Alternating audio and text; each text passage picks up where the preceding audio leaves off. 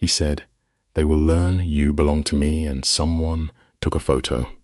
Clara thought one dance with Lorenzo Falcone was just a dangerous mistake, a moment of champagne, music, and bad judgment.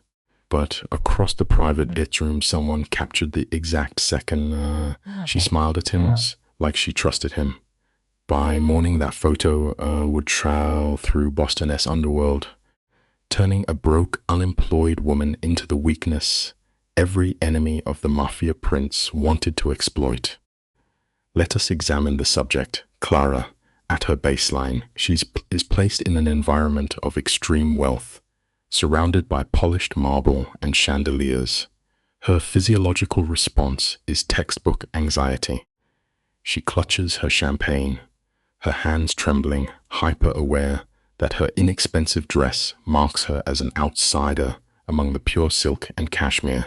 This profound sense of inadequacy is the perfect soil for a predator.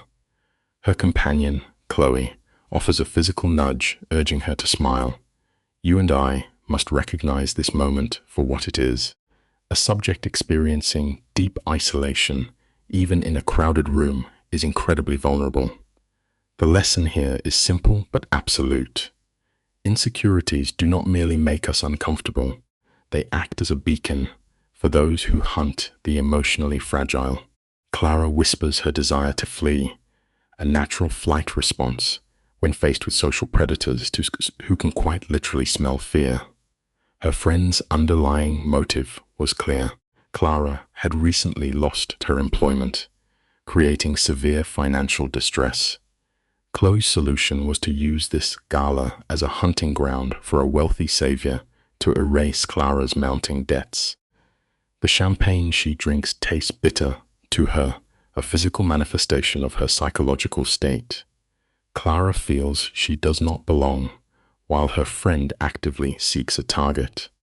We often mistakenly believe our friends have our best interests at heart, but desperate people frequently push others into dangerous waters. A fundamental truth of human behavior is that financial panic usually overrides basic self-preservation.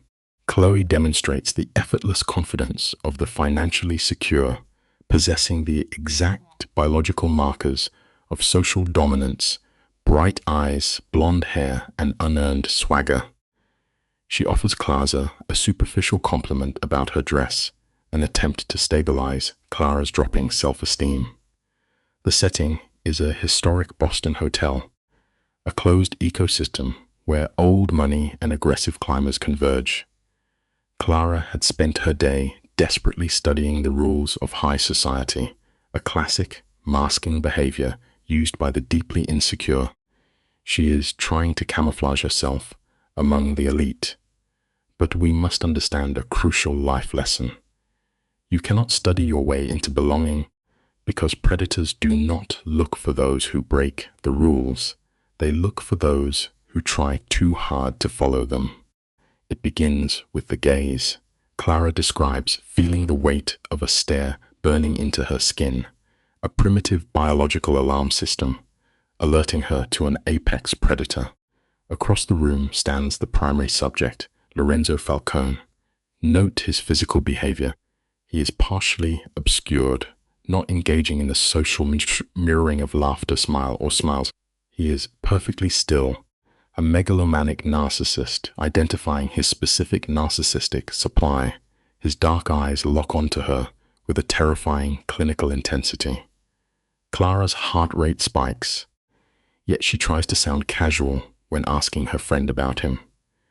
This is the exact moment the psychological trap opens. The body always recognizes danger before the conscious mind can process it. When your instincts scream that you are being hunted, walk away. Her companion instantly exhibits the rigid posture of a prey animal sensing a lethal threat. Chloe lowers her voice, warning Clara not to look. She identifies him as Lorenzo Falcone, unofficially known as the prince of the local criminal underworld. He assumed total control after his father's sudden, highly suspicious disappearance 3 years prior. a classic narcissistic ascension, removing all obstacles to absolute power. Despite the explicit warning, Clara finds her eyes drawn back to him. This is the initial manifestation of the trauma bond. The subject becomes fascinated by the very thing that threatens her survival. There is a deeply meaningful lesson in this pathology. Fascination with danger is often disguised as mere curiosity, but it is the first step to ruin. Lorenzo presents as a man in his early 30s, possessing a sharp, threatening aesthetic that megalomaniacs often cultivate to project total dominance. His suit is understated but aggressively expensive, a silent assertion of superiority over the flashy billionaires surrounding him. He is flanked by two hyper-vigilant guards. When Chloe realizes Lorenzo is approaching, she immediately abandons Clara under the guise of getting a drink. This is the critical isolation phase of psychological capture. The crowd literally parts for him. You and I have seen this exact pattern in countless case files. When a predator isolates you from your only support system, your defenses collapse entirely. We must remember that true loyalty is proven in the presence of fear, never in its absence. Clara experiences tonic immobility, trapped in the amber of his focused attention. Her nervous system freezes. Up close, his sensory impact is overwhelming. She registers his expensive cologne, an earthy scent masking the underlying threat, and notes a thin scar on his jaw, a physical marker of past violence. His eyes appear nearly black, a common observation in subjects with severe sociopathic traits. They absorb all information while projecting nothing. His opening tactic is brilliant. He does not ask a question. He states, "You are not enjoying yourself." This establishes immediate psychological dominance. He is actively telling her what she feels. The lesson here is critical. Whenever someone attempts to define your internal reality for you, they are initiating total control. Clara defaults to the ingrained social script of the vulnerable. She is polite, attempting not to offend the powerful male while desperately seeking an exit. But Lorenzo shatters her defense mechanism. He bluntly calls her a liar, noting she has checked the exits repeatedly. This hyper-observant nature is a hallmark of the narcissistic mastermind. He proves he has been studying her distress. He takes a glass of champagne from a waiter without breaking eye contact, a display of absolute environmental control. He states she does not know who he is.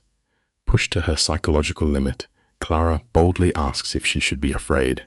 The vulnerability often masquerades as defiance. Predators always feed on the very fear you try to hide behind a brave, socially acceptable face. Instead of becoming aggressive, Lorenzo displays a flicker of amusement. To a megalomaniac, a subject's fear is incredibly entertaining. He uses her first name, Clara, intentionally crossing a boundary to induce panic. When she asks how he knows it, he smoothly claims he makes it his business to know the out-of-place elements in his environment. Clara tries to apologize for her dress, still focused on her socioeconomic insecurity. But Lorenzo pivots. He reveals he watched her offer her only genuine smile to an elderly coat check attendant, rather than the wealthy elites. He is showing her that he sees her true self. This is the ultimate seduction technique. We all harbor a desperate desire to be seen, and a skilled manipulator will use that exact desire to forge your chains. Attempts a weak defense of her friend, but Lorenzo clinically dissects Chloe's behavior without judgment. He claims to know everything about everyone in the room because it is his survival mechanism. This is classic hypervigilance weaponized for control. He then offers his hand and commands her to dance. It is not a request. Clara's internal alarms are deafening, urging her to flee immediately. Yet curiosity overrides her survival instincts. She weakly admits she is a poor dancer. Let this be a profound lesson. When the rational mind says run, but the ego feels flattered by the attention of a dangerous individual, the ego will almost always lead you straight into the cage. The absolute certainty in his voice when he states his own skill acts as an anchor for her chaotic emotional state. Clara places her hand in his. She notes the surprising gentleness of his grip, a stark contrast to the lethal power he projects. This cognitive dissonance is the very foundation of Stockholm Syndrome. The mind struggles to reconcile the monster with the gentle touch. He guides her to the floor and casually dismisses his security with a micro-expression. His hands settle warmly on her lower back, invading her personal space entirely. He whispers for her to follow his lead. The psychological surrender has officially begun. The most dangerous people do not force you to submit. They create an environment where yielding to them feels like the only safe option available. Let us look closely at their movement. Lorenzo maneuvers with unexpected predatory grace, easily navigating the crowded floor. Clara becomes acutely aware of the social shift. The room that previously treated her as invisible is now entirely captivated by her presence, purely because she is attached to him. He is transferring his power to her, a highly addictive narcissistic supply. He reads her anxiety, stating accurately that the room is wondering who she is. When she asks what narrative they should provide, he replies that it is entirely up to her. This is a brilliant illusion of choice. He makes the captive believe she is holding the keys. We must understand this vital truth. The greatest prison is the one where the inmate believes they are the architect of their own cell. As the music stops, reality momentarily breaches the hypnotic state Lorenzo has induced. Clara states she should leave, a feeble attempt to re-establish boundaries. However, Lorenzo ignores her verbal boundary entirely. His hand remains firmly on her back, physically steering her away from the safety of the crowd and toward the isolated terrace. When Clara looks for her friend, Lorenzo coldly dismantles Chloe's character, asserting she operates purely on ulterior motives. He is systematically severing Clara's external ties. They step into the crisp autumn air, overlooking a strategically lit garden. The physical isolation matches the psychological one. When a manipulator wants to consume your reality, their absolute first move is to cut the ropes, tethering you to the outside world. Clara looks at the Boston skyline, acutely aware of the vast socioeconomic distance between this world and her fragile existence. She wraps her arms around herself, shivering. Before she can articulate her discomfort, Lorenzo removes his expensive jacket and drapes it over her shoulders. This is a profound moment in our case study. The jacket acts as a physical boundary, enveloping her in his warmth and scent. It is a primitive marking of territory masquerading as gallantry. He then reveals he knows about her friend's father's crippling gambling debts to dangerous people. He holds the ultimate leverage. A sobering lesson emerges here. A favor from a predator is never an act of genuine kindness. It is merely the first installment of a debt you will never be allowed to fully repay. Let us examine the subject's baseline state. Clara was fundamentally vulnerable, drowning in financial ruin and desperate for escapism. This is the exact profile a predator seeks. When Lorenzo pointed out that her friend Chloe merely used her as bait for dangerous creditors, he was not just stating a fact. He was systematically isolating her. By proving her support system was entirely corrupt, he positioned himself as the only honest figure in her life. Clara admitted She just wanted a break from unpaid bills and constant rejection. The lesson here is quite simple, really. Our most desperate moments of wanting to escape reality are precisely when we are most blind to the monsters waiting in the dark. Notice the subtle shift in his tactic here. When Clara expressed shame over her naive desire to just play dress-up for a night, Lorenzo offered her validation. He called her human. This perceived softening is a classic manipulation tool used by highly antisocial personalities to manufacture sudden emotional intimacy. As the string quartet played in the background, he created a fabricated bubble of safety between them. Then came the command, disguised as an invitation to leave the party. When she protested that she did not know him, his response was absolute, arrogant dominance. He told her she knew exactly who he was. We often confuse a predator's supreme confidence with a protective shield, failing to realize it is meant to trap us. You and I must look closely at how he frames her choices. He turns her completely valid fear into a question of cowardice versus curiosity. It is a velvet trap. By taking his hand, she believes she is making an empowered choice, completely blind to the grooming process. He leads her down the service corridors, parading his power as the staff defer to him with downcast eyes. When she jokingly asks if she should be worried about their destination, his blunt agreement triggers a laugh instead of panic. This is how sociopaths disarm their targets. They weaponize the truth to appear exceptionally trustworthy.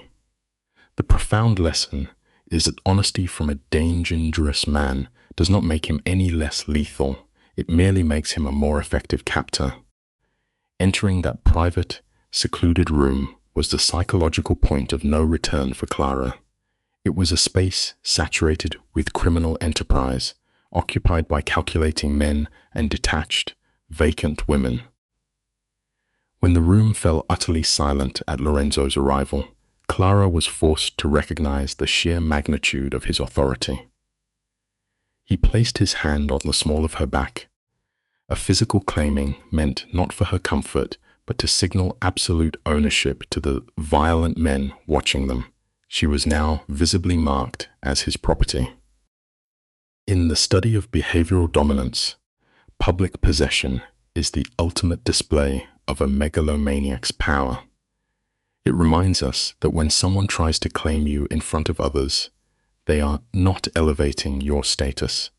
They are erasing your autonomy. As her survival instinct prompted her to order water to keep a clear head, she was already deeply under his influence. She studied the room, acutely aware of the dangerous stares fixed upon her.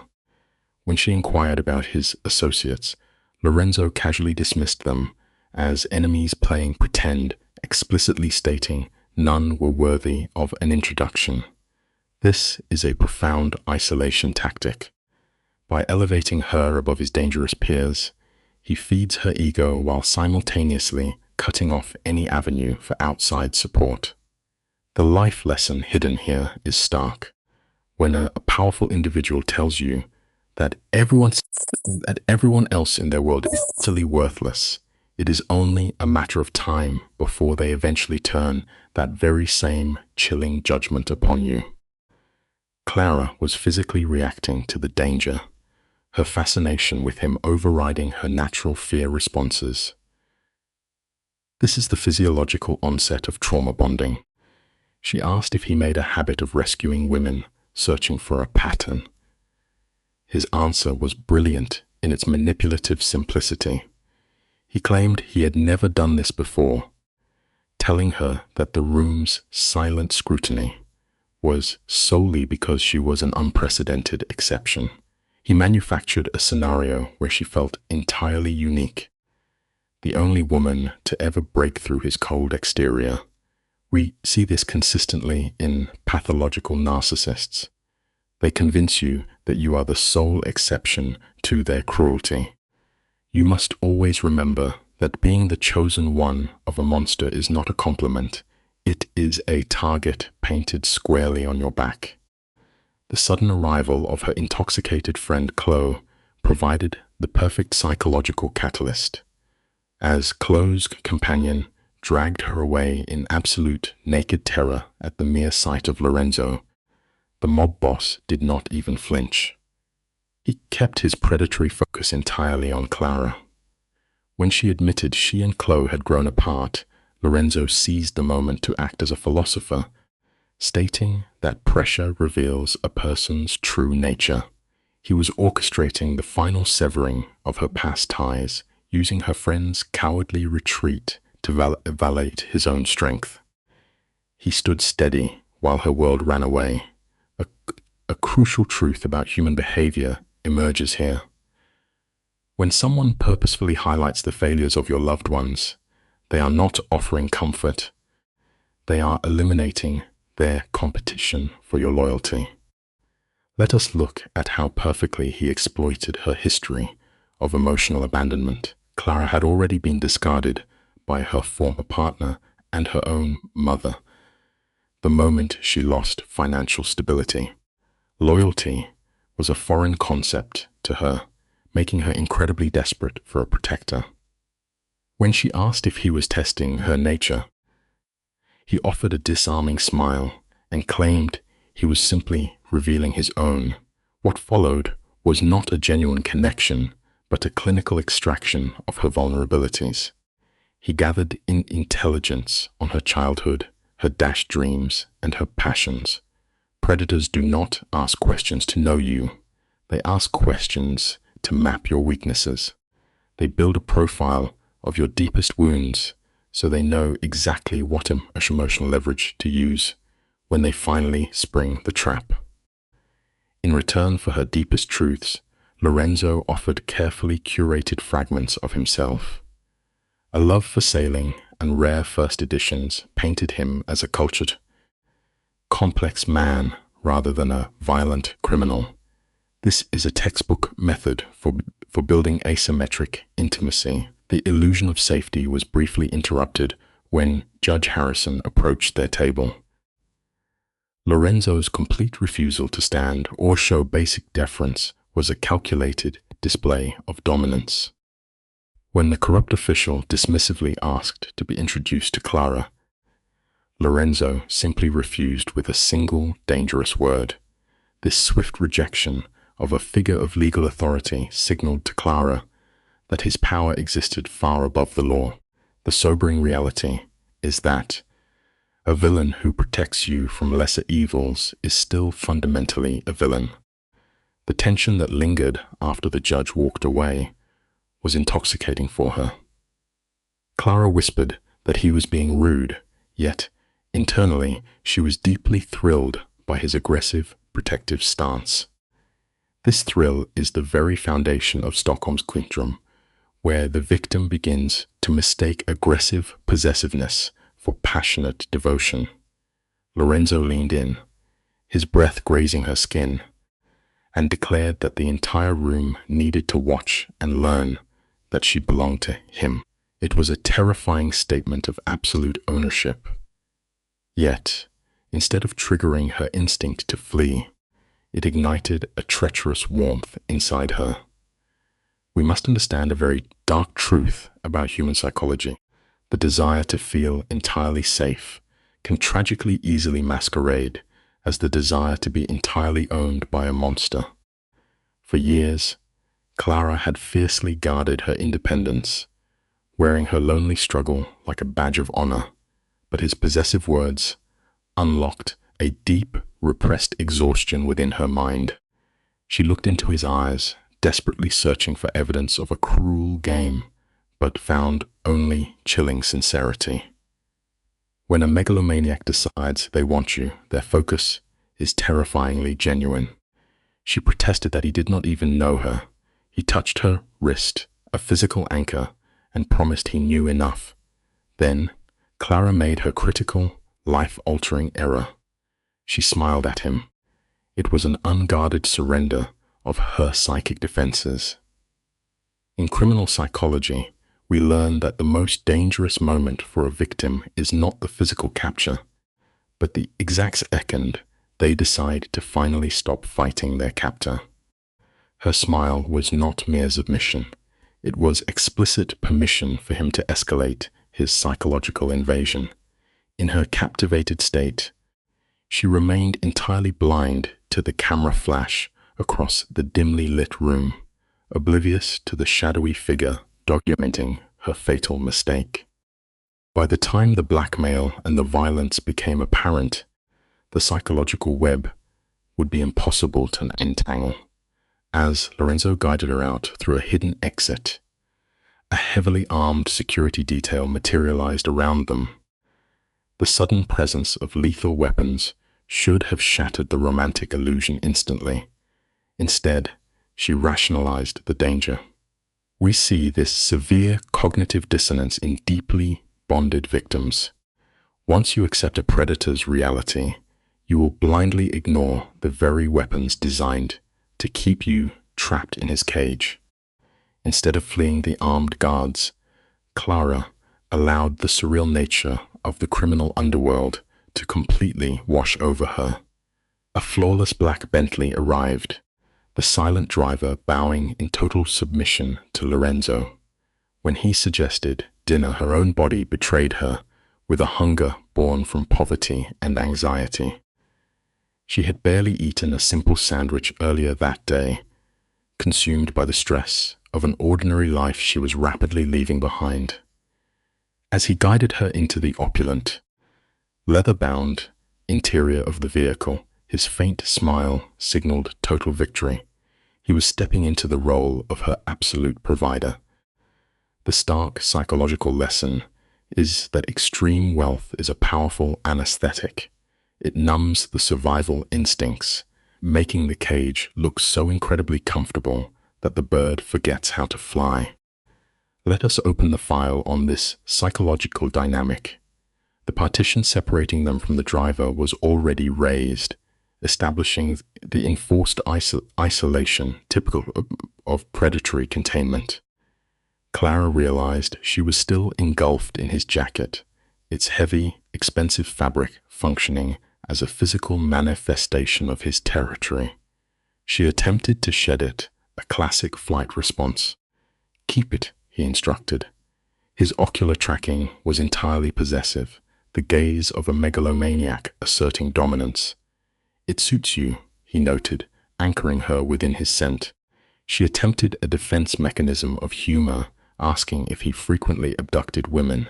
He bypassed the deflection, noting her persistent fear. "I am cautious," she corrected. A semantic shield he clinically observed in the dim light. The interrogation phase often begins with a demand for engineered vulnerability.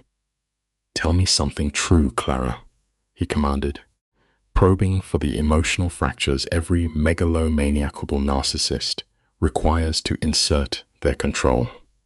The request induced cognitive dissonance, manifesting as nervous laughter.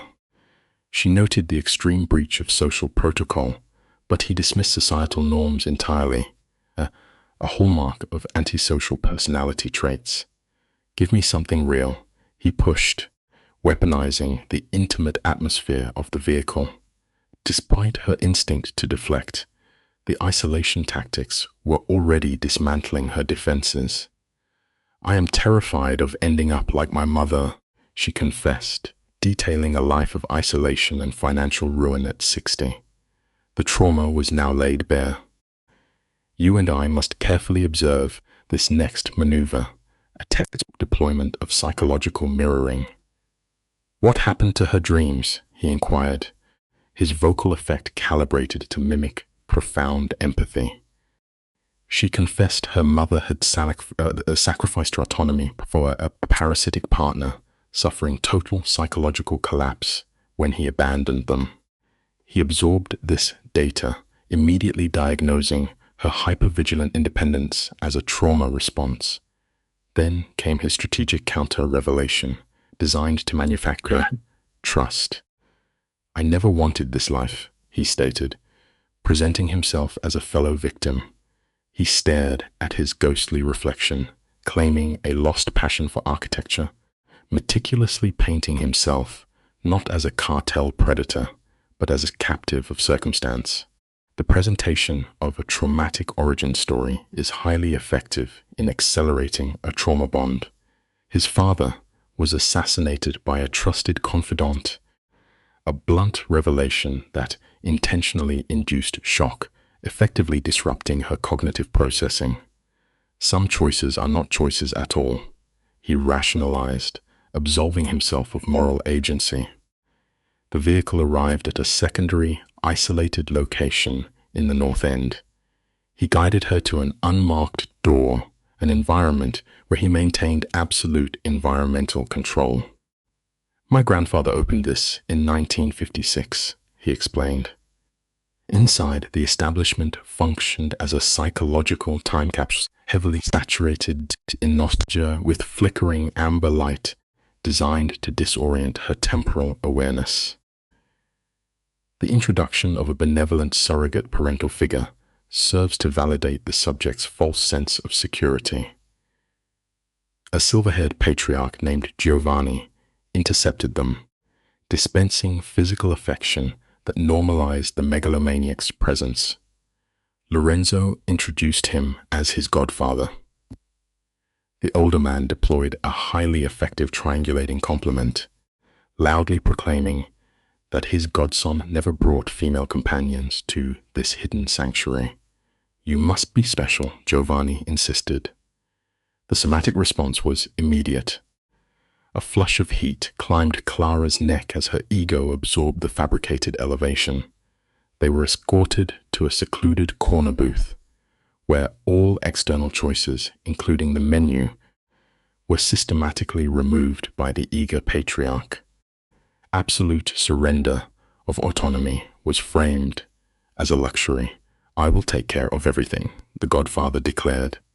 The dining room was populated by unsuspecting civilians, yet a clinical observation would note that his security personnel had already established a tactical perimeter.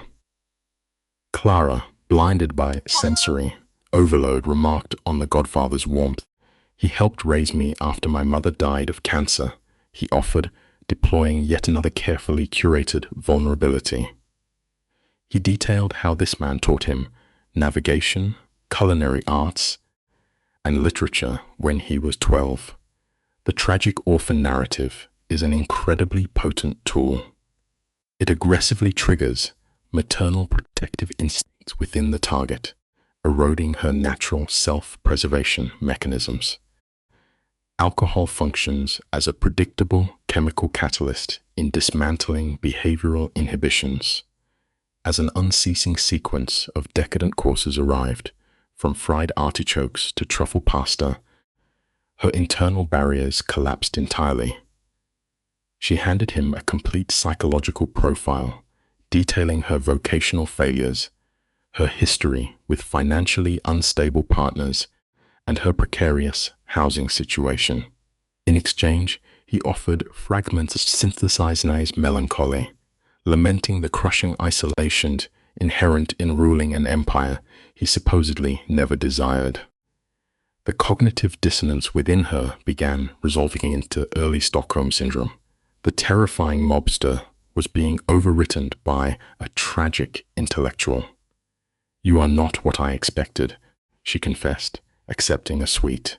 Let us dissect how he presses the inquiry, eager to measure the success of his manipulation.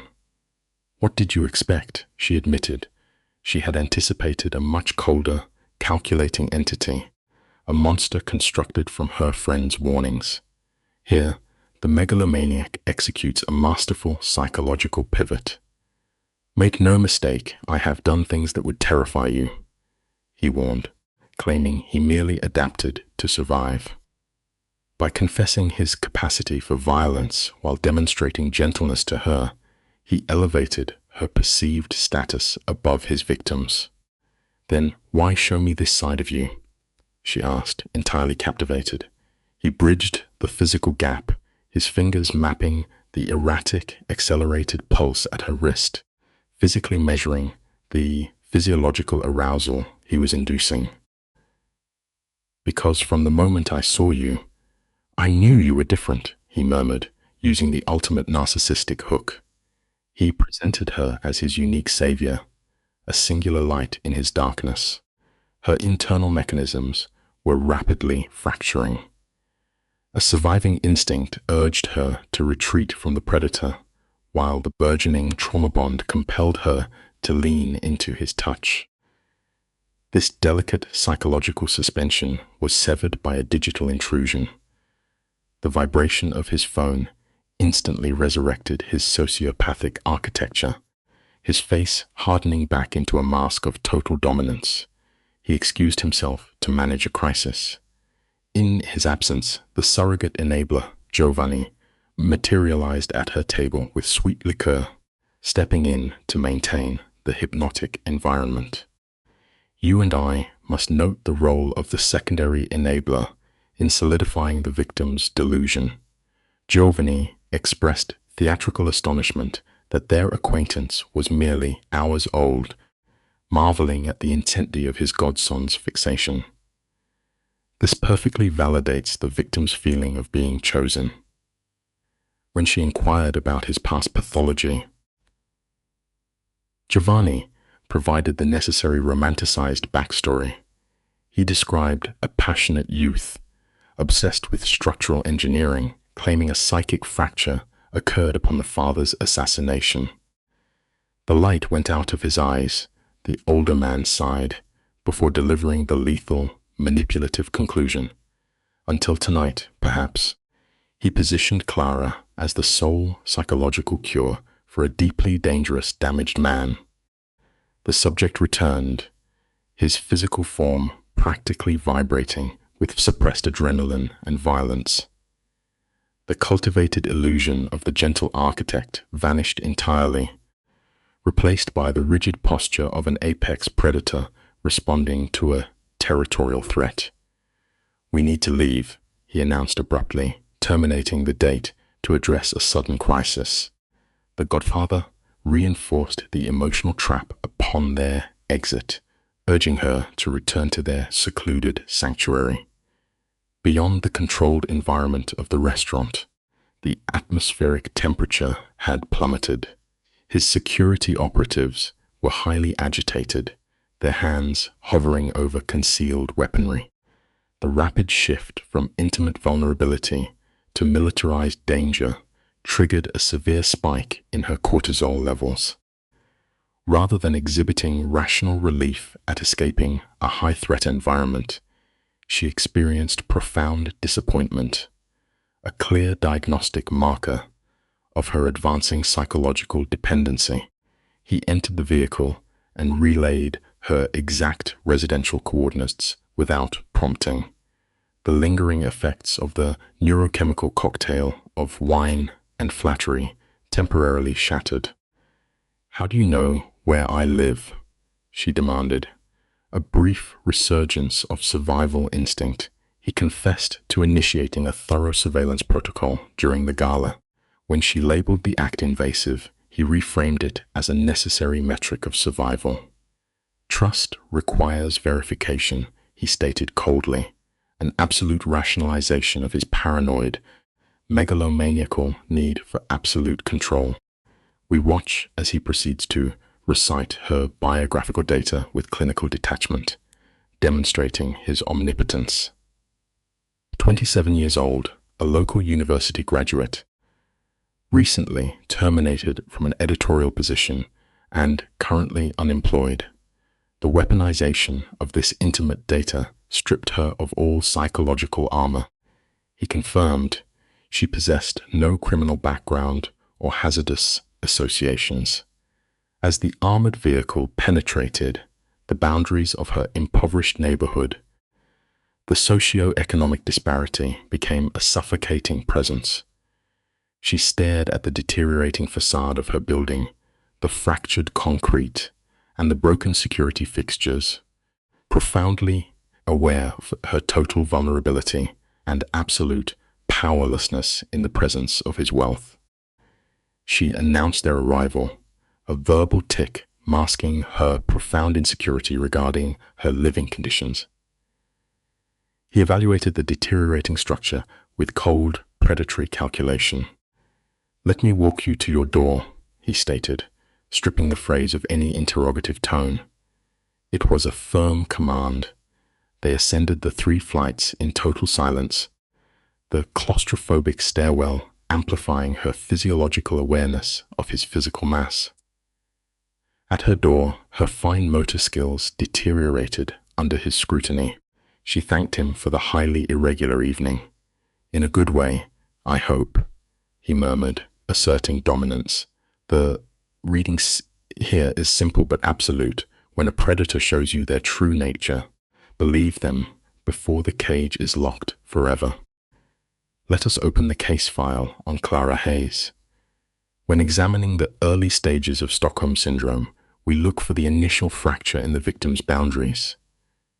The subject, Lorenzo, displays classic traits of a megalomaniac narcissist.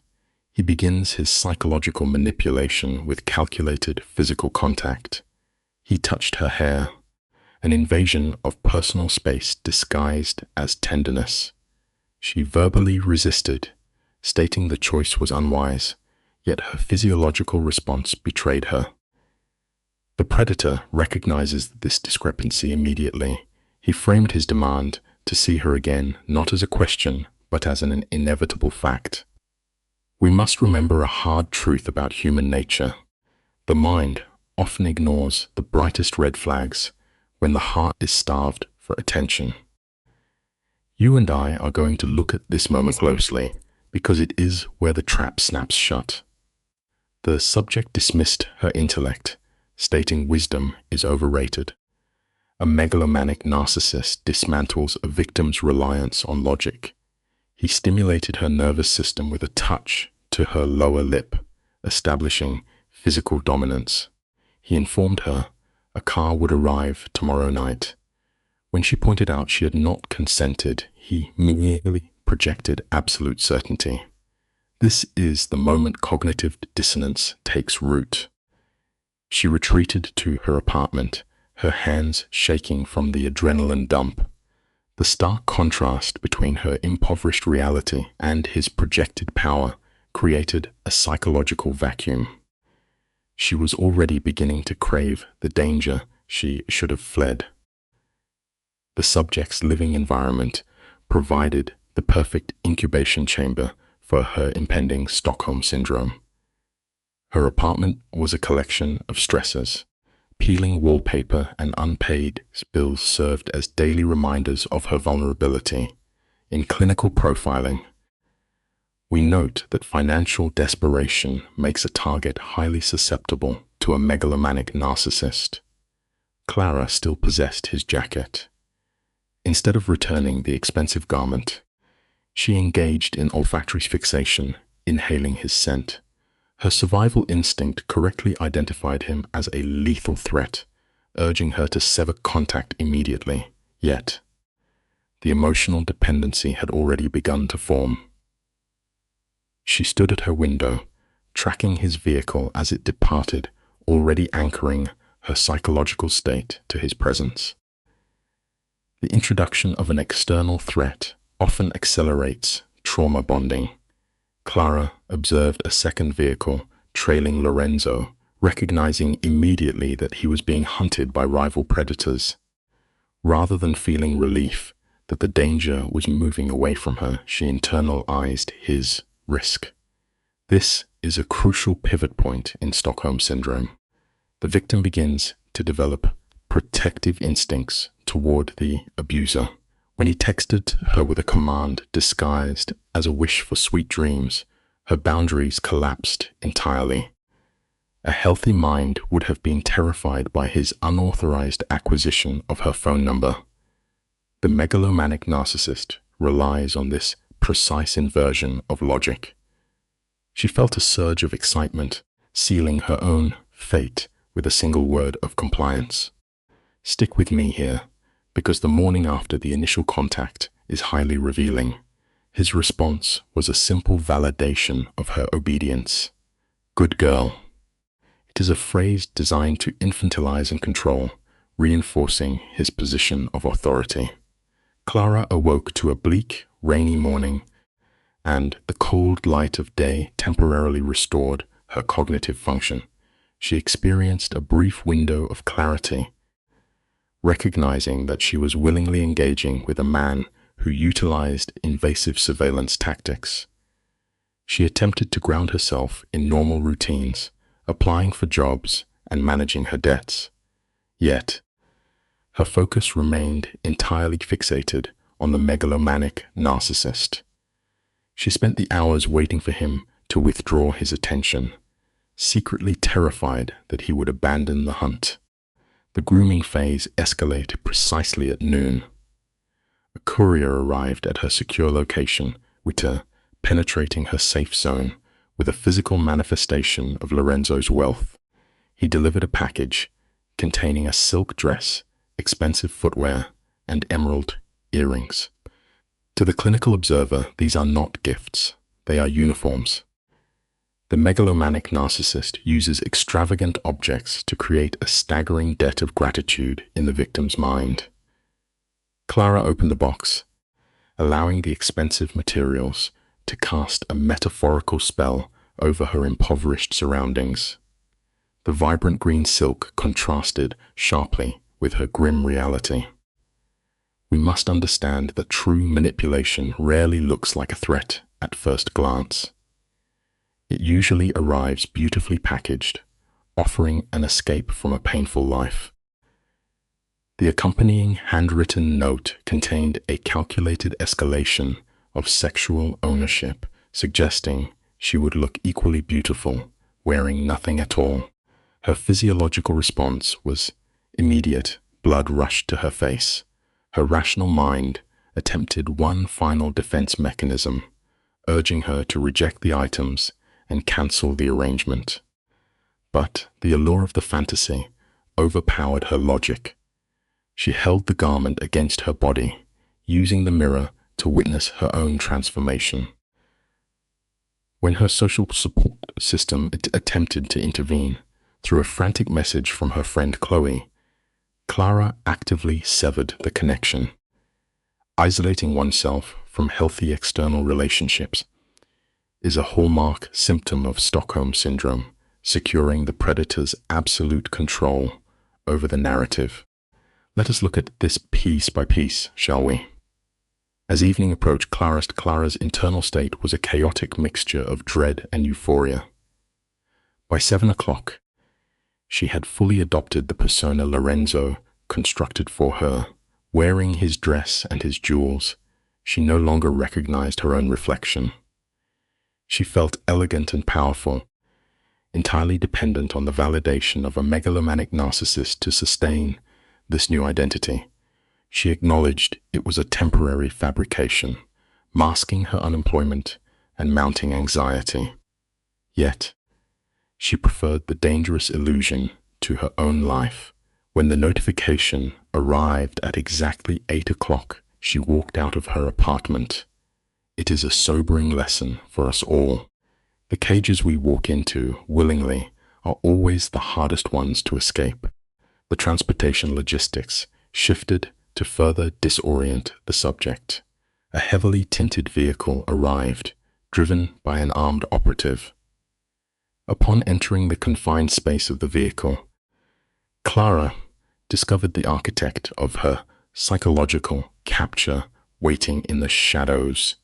He subjected her to an intense visual assessment, confirming his ownership of her altered appearance. When she attempted to express gratitude, stating the gifts were excessive, he immediately neutralized her protest. He reached across the physical barrier between them to touch the emerald resting against her skin. The megalomaniac narcissist ensures that every interaction reinforces his supremacy.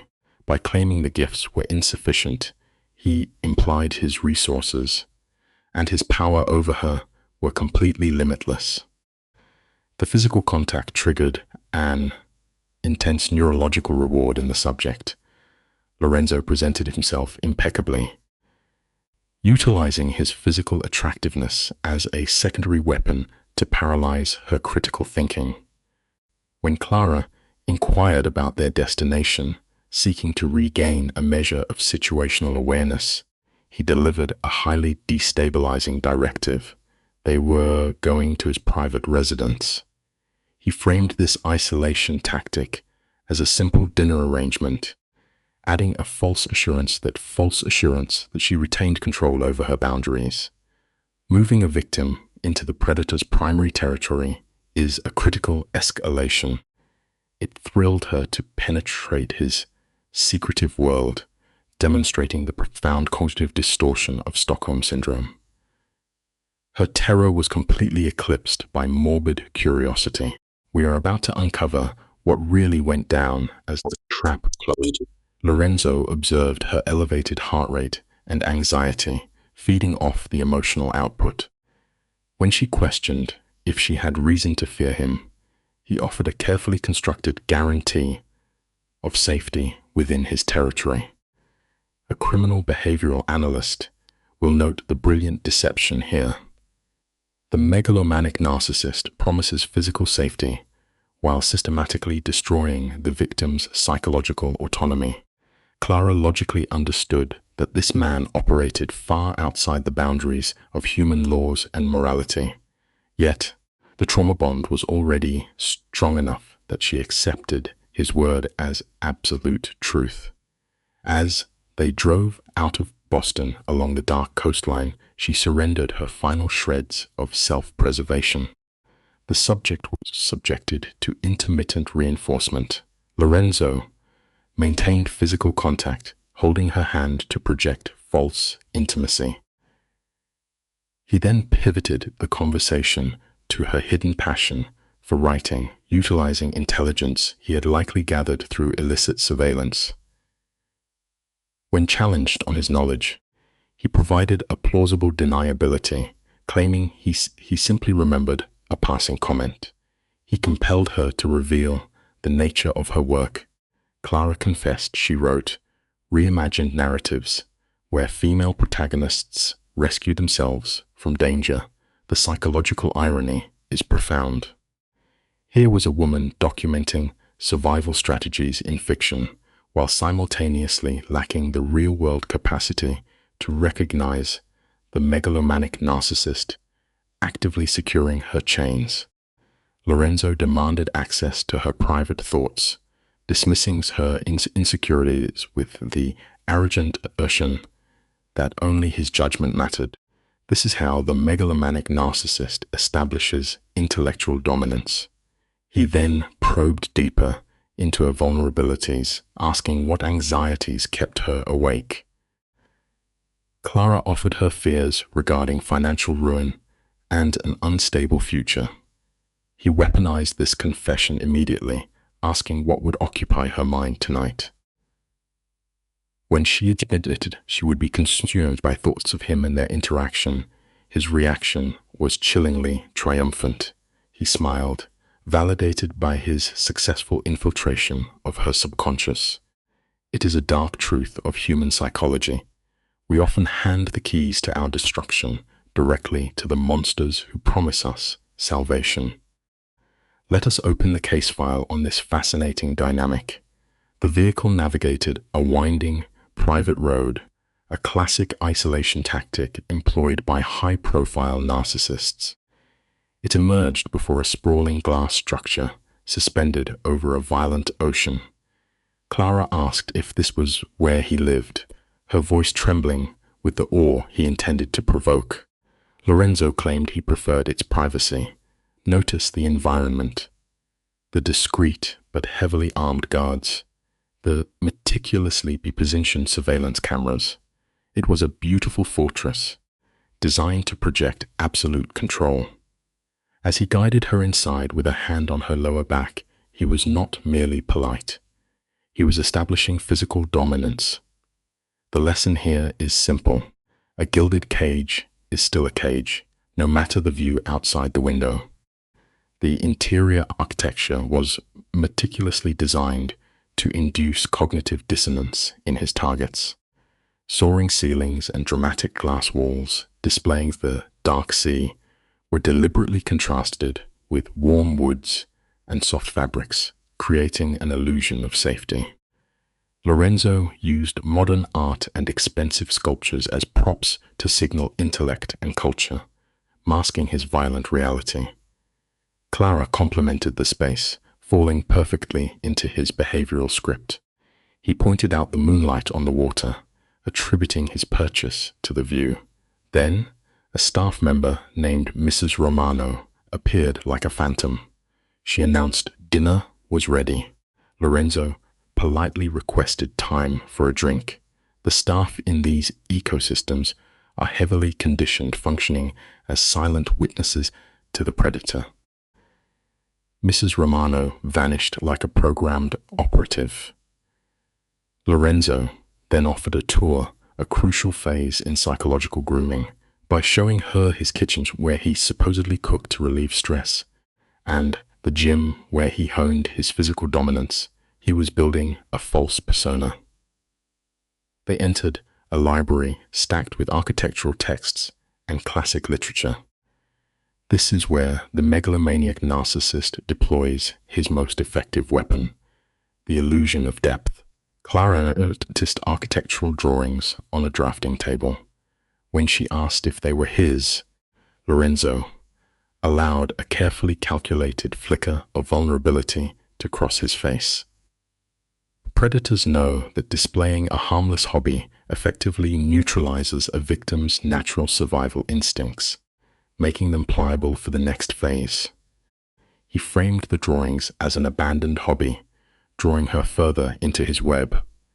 Clara leaned in, praising the light distribution and spatial flow of a youth-centered design. Lorenzo watched her with predatory focus, suggesting she should have been an architect. He moved closer, using physical proximity to accelerate her trauma bond. He claimed the design was for a community center in the North End, requested by someone named Giovanni. He aligned the papers with obsessive precision, selling the narrative of a safe haven for children. This revelation shattered Clara's logical preconceptions of a crime boss. It is a textbook manipulation.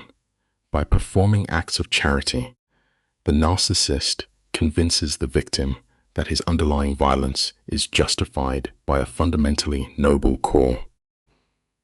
Before her rational mind could reassert itself, he steered her to a locked door. He announced she would find this room interesting, opening it to reveal his ultimate trophy case. Hundreds of rare books sat on custom shelves, with first editions encased in glass. This is the hoarding behavior typical of megalomaniacs, collecting priceless artifacts to validate their superiority. Clara gasped, rushing toward a protected first edition of The Great Gatsby. Lorenzo keyed a code into the security panel, telling her she was allowed to touch them, that they were meant to be handled. By granting her exclusive access to his guarded treasures, he was elevating her status. He was making her feel chosen, a critical step in cultivating the profound dependency we see in severe captor cases. Clara touched the fragile dust jacket with immense reverence, completely captivated by his psychological theater. When she asked how he began collecting, Lorenzo weaponized his own grief. He softened his vocal tone, mentioning his late mother and his purse and his first purchase, Dante's Inferno.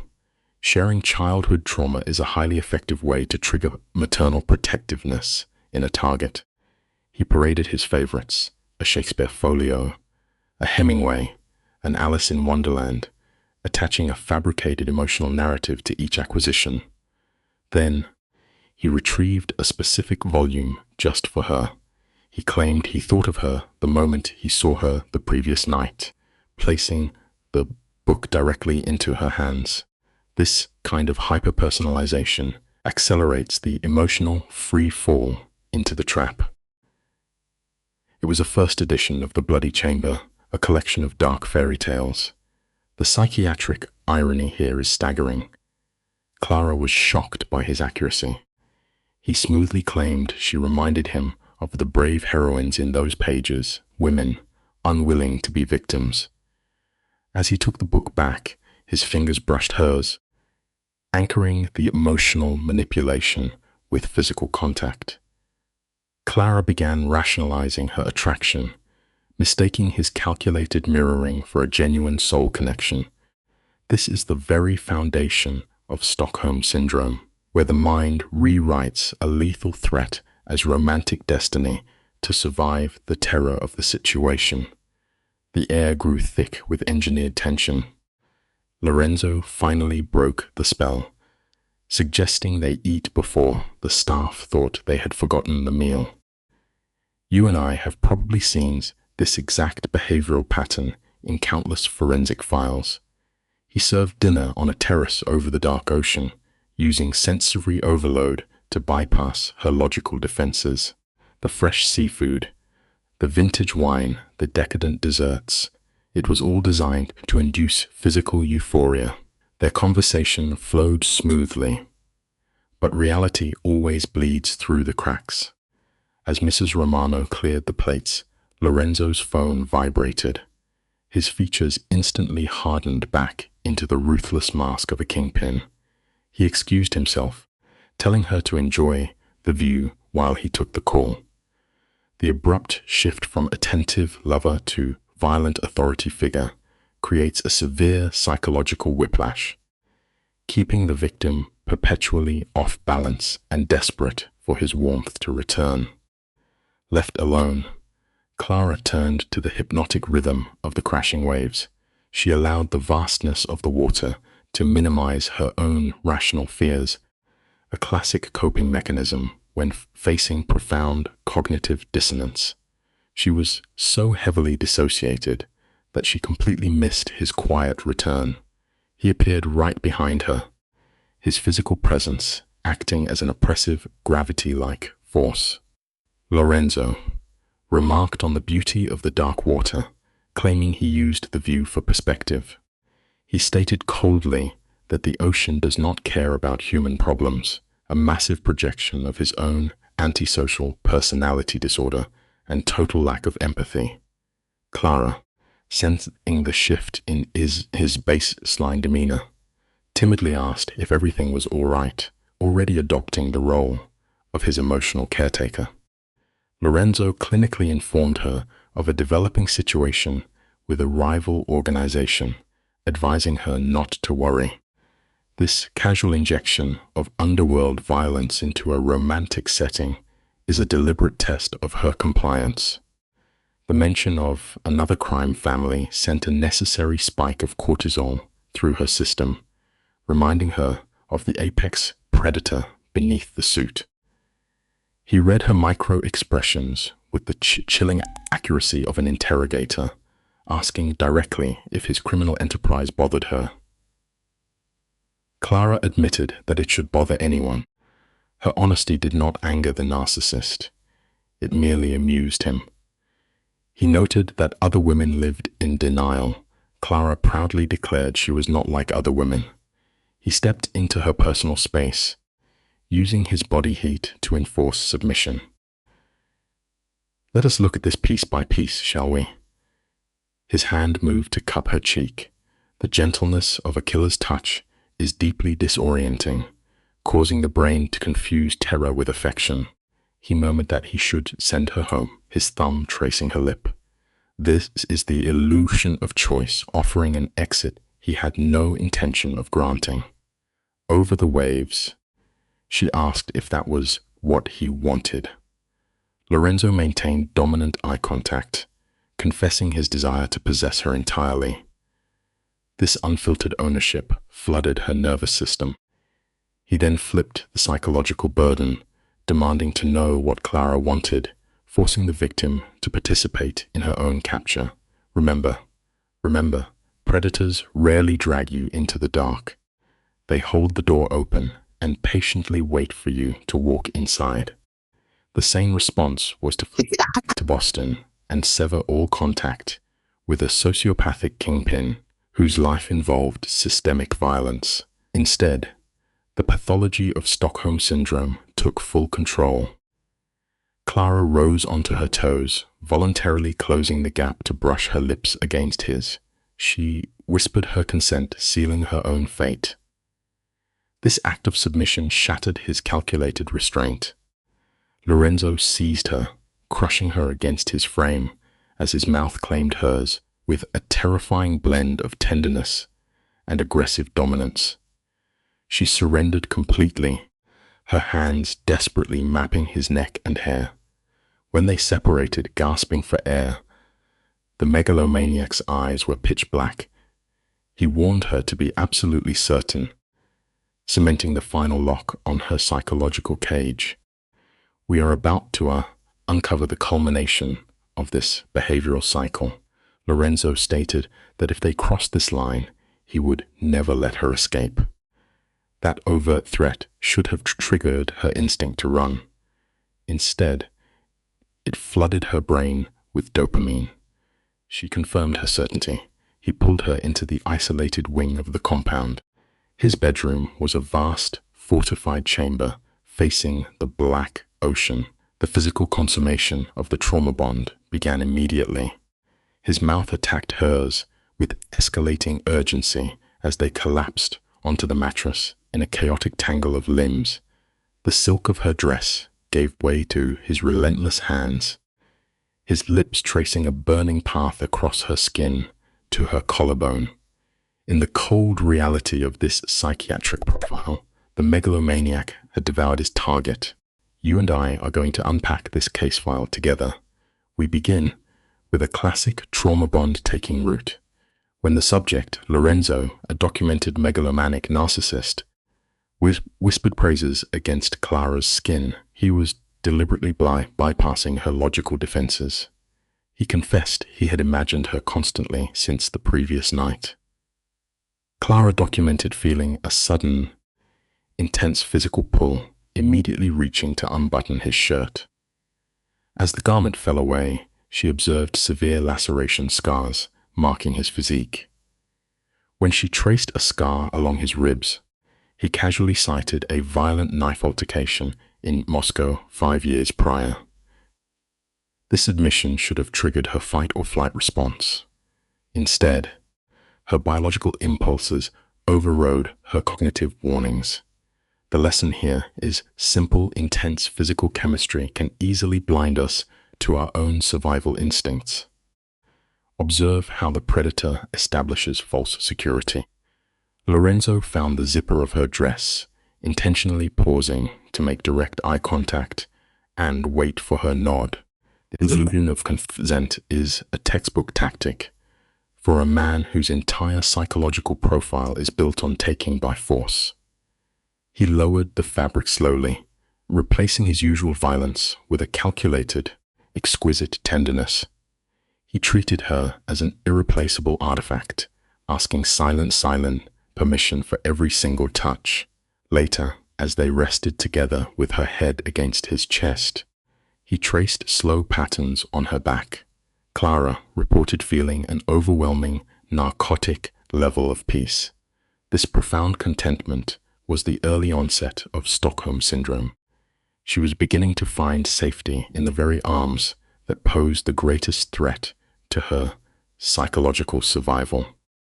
The cognitive dissonance in Clara's brain was staggering. Logic dictated panic, yet she described a profound sense of belonging.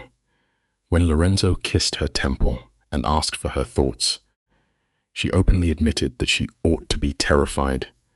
His response was a masterpiece of narcissistic conditioning. He tightened his hold and assured her she had absolutely nothing to fear from him. Despite her full awareness of his violent syndicate and ruthless history, she chose to believe his lie. She drifted to sleep, cradled by a man who had murdered his way to the top of an empire. He had convinced her that her submission to him was simply a law of nature. This proves that even the smartest minds can be completely rewritten when the deep psychological need for protection and affection is strong enough. You and I must examine the physical environment and his subtle isolation tactics. Clara woke to find the clear bedroom windows had electronically frosted over, sealing her inside his domain. Lorenzo had departed, leaving only a handwritten directive instructing her to eat breakfast and wait for his car.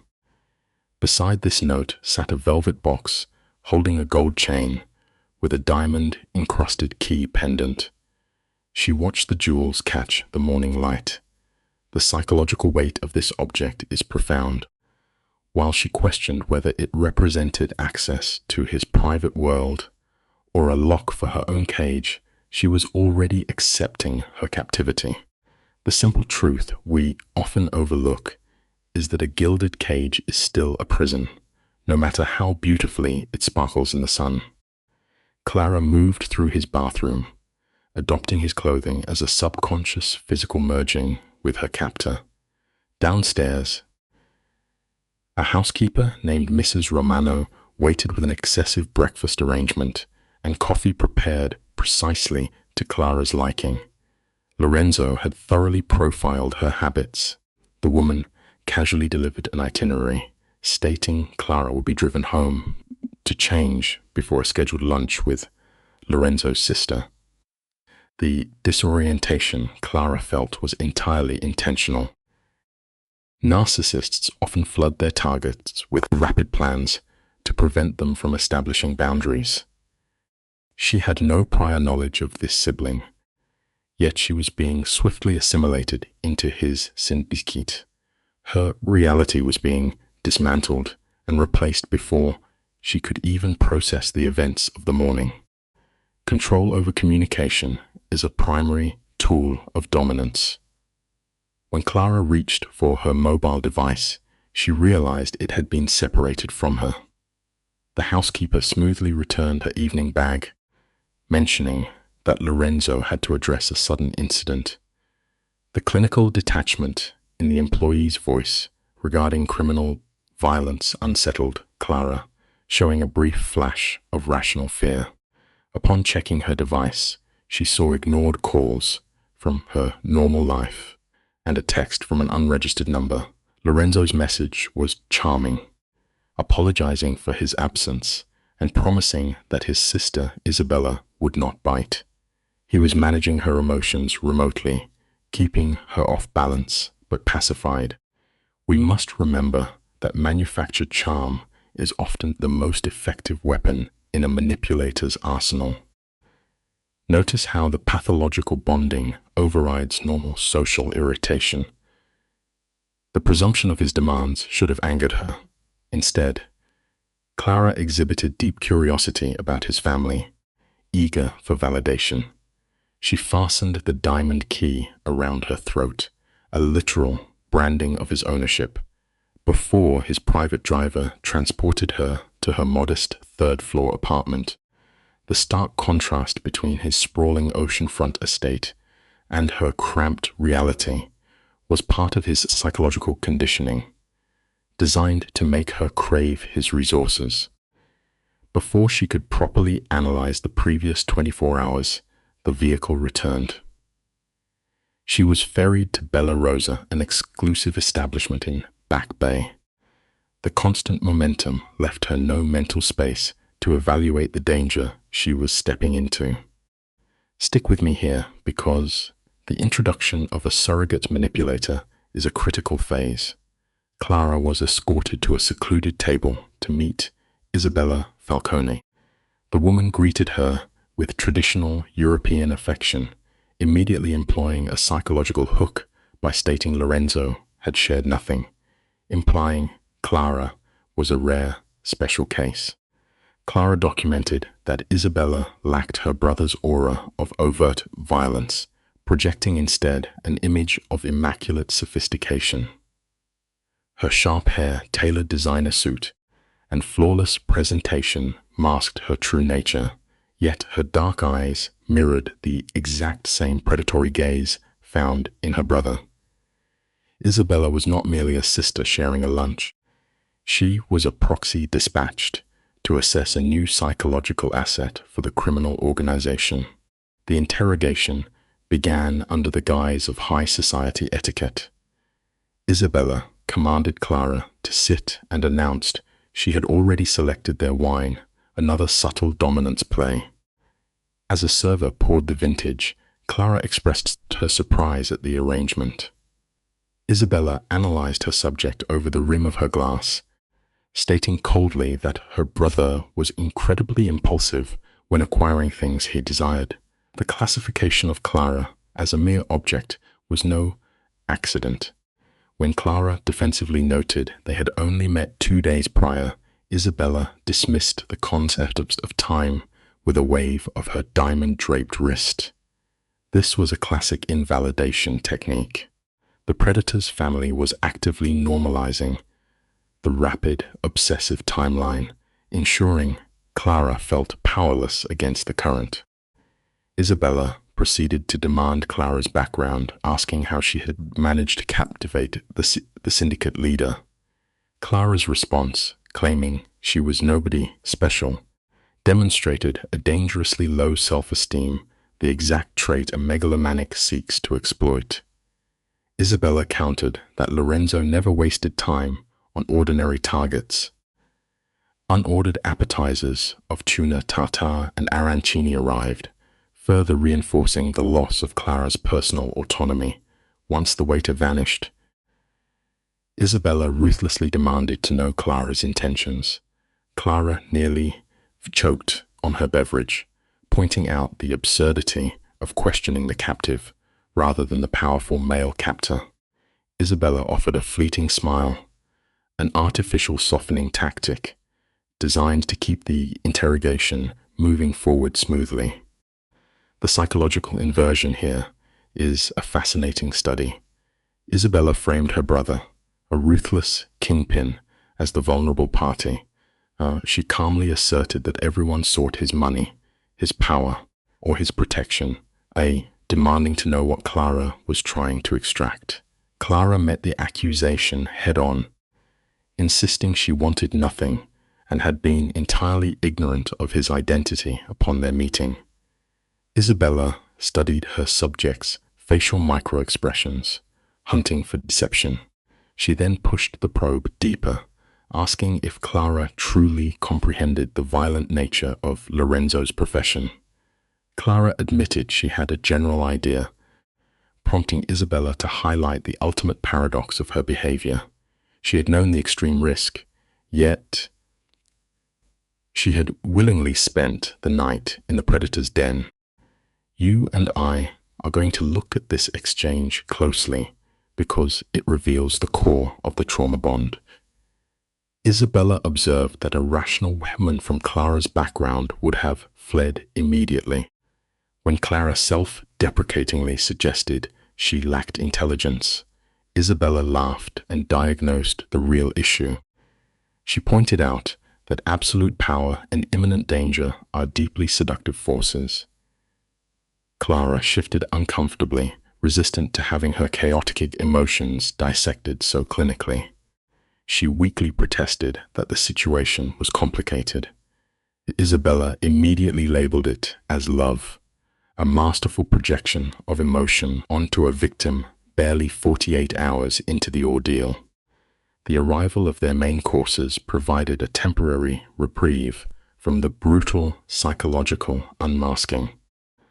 Having successfully planted her hooks, Isabella shifted tactics to build rapport, discussing Clara's writing ambitions and daily life.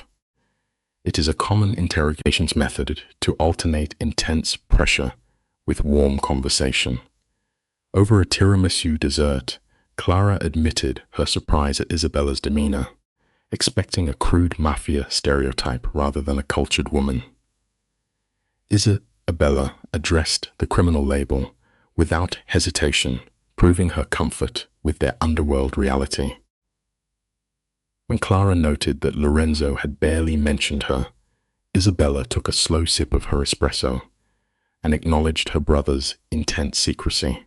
She was cementing the narrative that Lorenzo trusted no one, implicitly making Clara feel special for being allowed past his heavily fortified psychological walls. Clara asked cautiously about her involvement in the family business, especially since he took over. The associate explained her role running the legitimate side of things: real estate, import-export, restaurants, and nightclubs. Every illicit operation requires a polished public face. The casual admission of money laundering sent a profound chill through Clara. It was a stark reminder that this elegant woman was as entrenched in Vittorio's criminal syndicate as his armed guards. Then came the probing question about where Clara saw herself in all this. It cut straight to the core of the psychological instability she had wrestled with since meeting him. "I do not know," she answered truthfully, overwhelmed by the rapid pacing. "Confusion is always the first stage of capture. You and I are going to unpack this psychological case file together." We begin with a classic warning delivered by a secondary family member. The sister, Isabella, explicitly defined Lorenzo's pathology. He moved with the impulsive aggression of a megalomaniac narcissist. He saw, he conquered, he possessed. Yet, Isabella planted a seed of cognitive dissonance in Clara's mind. The suggestion that Lorenzo feared losing her. This is a brilliant manipulation tactic. It framed the predator as vulnerable. When the sister received a message summoning them to a gallery, Clara immediately felt inadequate. She lacked the armor of high society. The psychological trap was already closing. The subject, Clara, recognized the initial red flags. Having clothing pre-selected and delivered to a location was a glaring display of territorial control. A healthy psychological response would be immediate alarm. Instead, Clara documented feeling a rush of adrenaline. We call this the incubation phase of Stockholm Syndrome. The sheer gravity of Lorenzo's wealth short-circuited her survival instincts. They arrived at a South End converted warehouse where the elite gathered. The sister marched Clara past the champagne and canvas straight into an isolation room. Inside hung an array of garment bags. Each one bore Clara's name. The cage was being lined with silk, and the subject was willingly stepping inside. The sister withdrew, sealing the door to complete the physical isolation. Left alone, Clara examined the psychological uniform chosen for her. A black cocktail dress meticulously calibrated to her measurements, designed to highlight a key necklace she already wore. There were alternate options, an illusion of free will, but the narcissist's primary directive was obvious. She dressed, leaning into the mirror to adjust her appearance. The reflection, looking back, was no longer the civilian she used to be. She felt a sudden, artificial surge of confidence. She believed she belonged in this dangerous world of wealth. The lesson here is simple. Give a captive the right wardrobe, and they will gladly forge their own chains. Emerging in her new skin, Clara received immediate validation from the sister. They moved to intercept Lorenzo before his violent tendencies surfaced toward the artist. The sister mentioned casually that Dante owed the kingpin money, reducing severe criminal extortion to casual small talk. This normalization of violence is a crucial step in a captive's conditioning. Clara was actively rewriting her moral baseline to accept his darkness. Then she saw him. Lorenzo stood out like an apex predator in a charcoal suit. Even in a room packed with wealthy, striking individuals, his dominance was absolute. He projected the cold, heavy gravity of a man who controls who breathes and who bleeds. He was actively intimidating the artist, flanked by his security personnel. But the moment his eyes locked onto Clara, the behavioral shift was instantaneous. The megalomaniac narcissist possesses an eerie ability to hyper-focus on their chosen object. The crowded room ceased to exist for him. He crossed the floor and initiated immediate physical contact. kissing her deeply in front of his peers. It was a calculated, public display of ownership. Clara documented a complete lack of public shame, noting only the heat of his body and the possessive pressure of his mouth. Her ego boundaries were dissolving. When he whispered that he missed her, the heavy accent served to anchor her further into his distorted reality. Clara offered a weak protest, suggesting he should have woken her. In response, Lorenzo placed his hand firmly at the base of her spine. In behavioral analysis, this is not affection. It is a physical brand. He was signaling to the room that she was his exclusive property. The sister observed this dynamic with clinical amusement, remarking on their earlier lunch. Lorenzo's reaction was a silent, lethal warning aimed directly at his own sibling. The narcissist cannot tolerate unscripted interference. Once the sister retreated, the predator pivoted his entire persona back to the captive. He offered a practiced apology for his abrupt morning departure, seamlessly shifting from threat back to savior. Clara attempted to probe the violent reality of his life, mentioning an incident the housekeeper had leaked. Lorenzo shut the inquiry down immediately. This absolute compartmentalization is a hallmark of the criminal sociopath. He constructed a glass wall she was not allowed to touch. Seeking safe ground, Clara deflected to the dress, questioning his unnatural knowledge of her exact sizing. Lorenzo countered with textbook love bombing.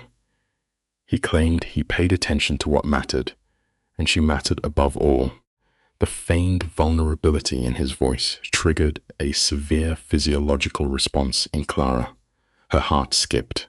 She mistook the obsessive focus of a monster for genuine human adoration. Stick with me here, because this is where her perception truly fractures. The patient reported feeling a mixture of terror and intoxication. That specific chemical cocktail is the bedrock of trauma bonding. He took her hand, leading her through the gallery, while his armed guards maintained a strict perimeter. Lorenzo analyzed the abstract hypotheses with the same cold precision he applied to his criminal enterprises. The entire room watched them. The collective gaze of the elite functioned as a pressure cooker, validating her special status. When Clara nervously pointed out the staring crowd, the kingpin dismissed them with absolute arrogance. A narcissist requires a stage, and he was proudly displaying his latest acquisition. His possessive tone triggered a physical tremor in Clara. She realized this was not a fleeting infatuation. This man was annexing her entire life. As they paused in front of a sprawling canvas of blues and golds, the clinical environment shifted. A new variable entered the perimeter. A woman matching the exact physical profile of Lorenzo's typical targets stood nearby, gripping a glass with white-knuckled rage. Clara inquired about the threat. Lorenzo immediately degraded the woman, labeling her a mistake from the past. This sudden devaluation is the final stage of the narcissistic cycle. The discarded victim, Elena, began marching toward them. The tension in the room spiked as the past collided with the present. The discarded subject initiated contact with a false display of warmth. Lorenzo's emotional affect flatlined entirely. He was completely devoid of empathy. He introduced Elena to Clara as a mere acquaintance, a deliberate verbal strike designed to strip her of any historical significance. The humiliation registered instantly on Elena's flushed face. Seeking to break his control, she weaponized their shared history. She brought up a ring, attempting to warn Clara of the inevitable discard phase. She accurately predicted that once the novelty faded, Clara would be thrown away. This was a rare moment of clarity from a former victim, shouting across the psychological chasm to the current captive. Lorenzo's vocal register dropped to a lethal frequency. In immediate response, his security personnel flanked the women. It was a stark reminder of his capacity for extreme violence. Elena recognized the physical danger and recalibrated. She delivered her final psychological blow directly to Clara, warning her that everything the kingpin nudged would eventually burn to ash. It was a highly accurate behavioral forecast.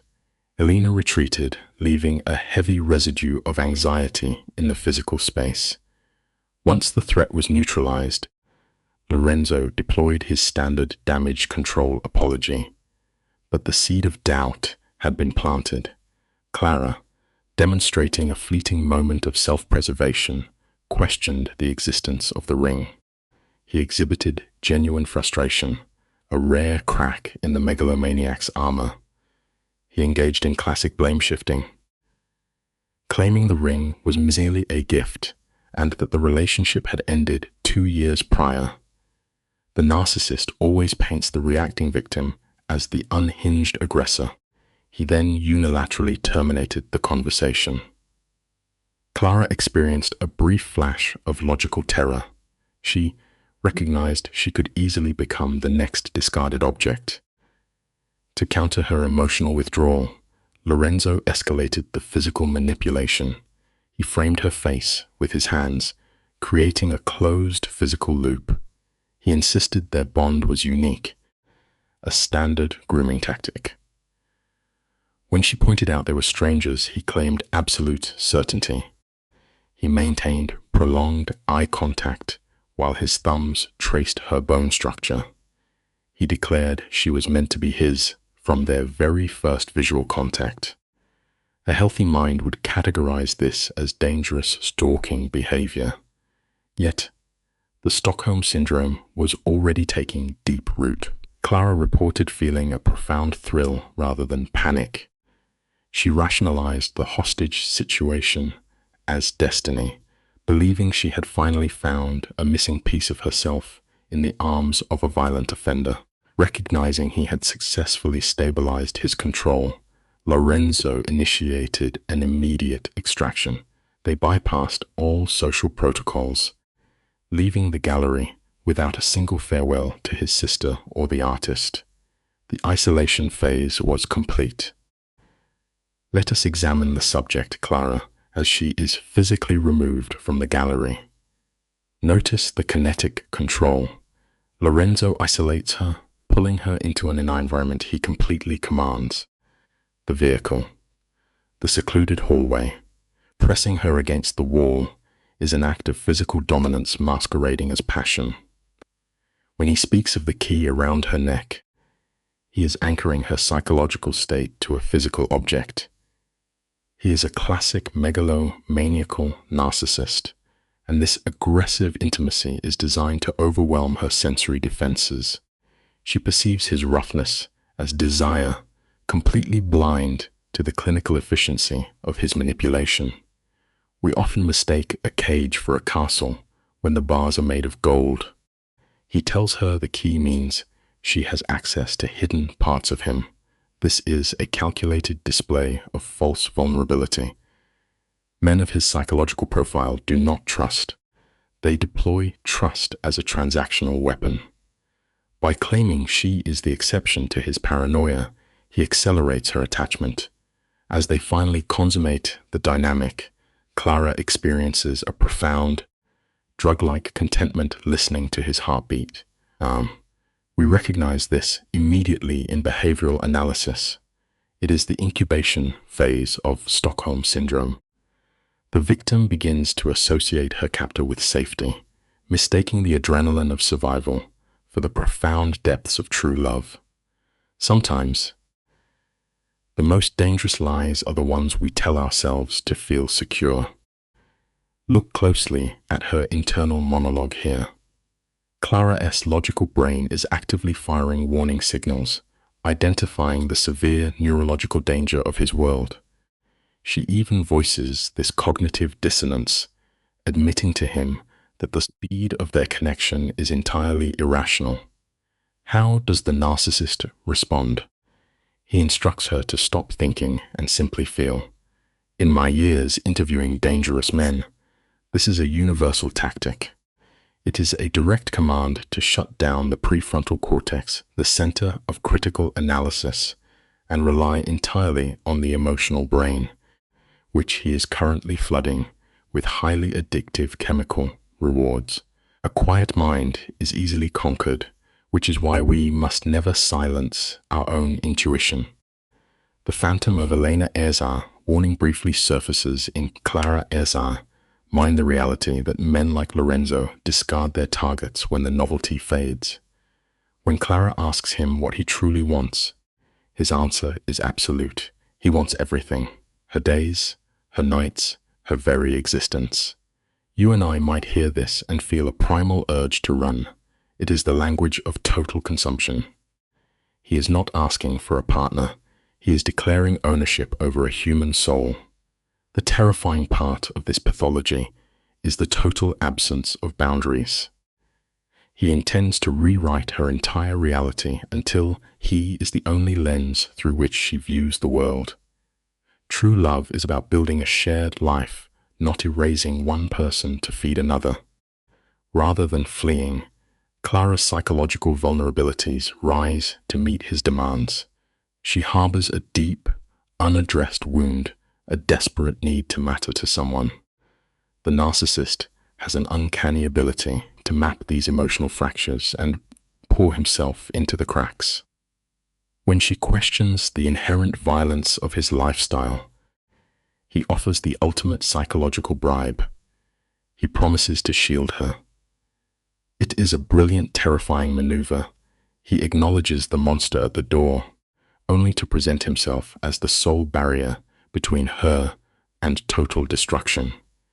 The life lesson here is chillingly simple.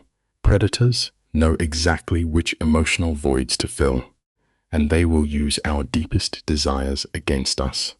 Listen to the precise phrasing he uses. I protect what is mine.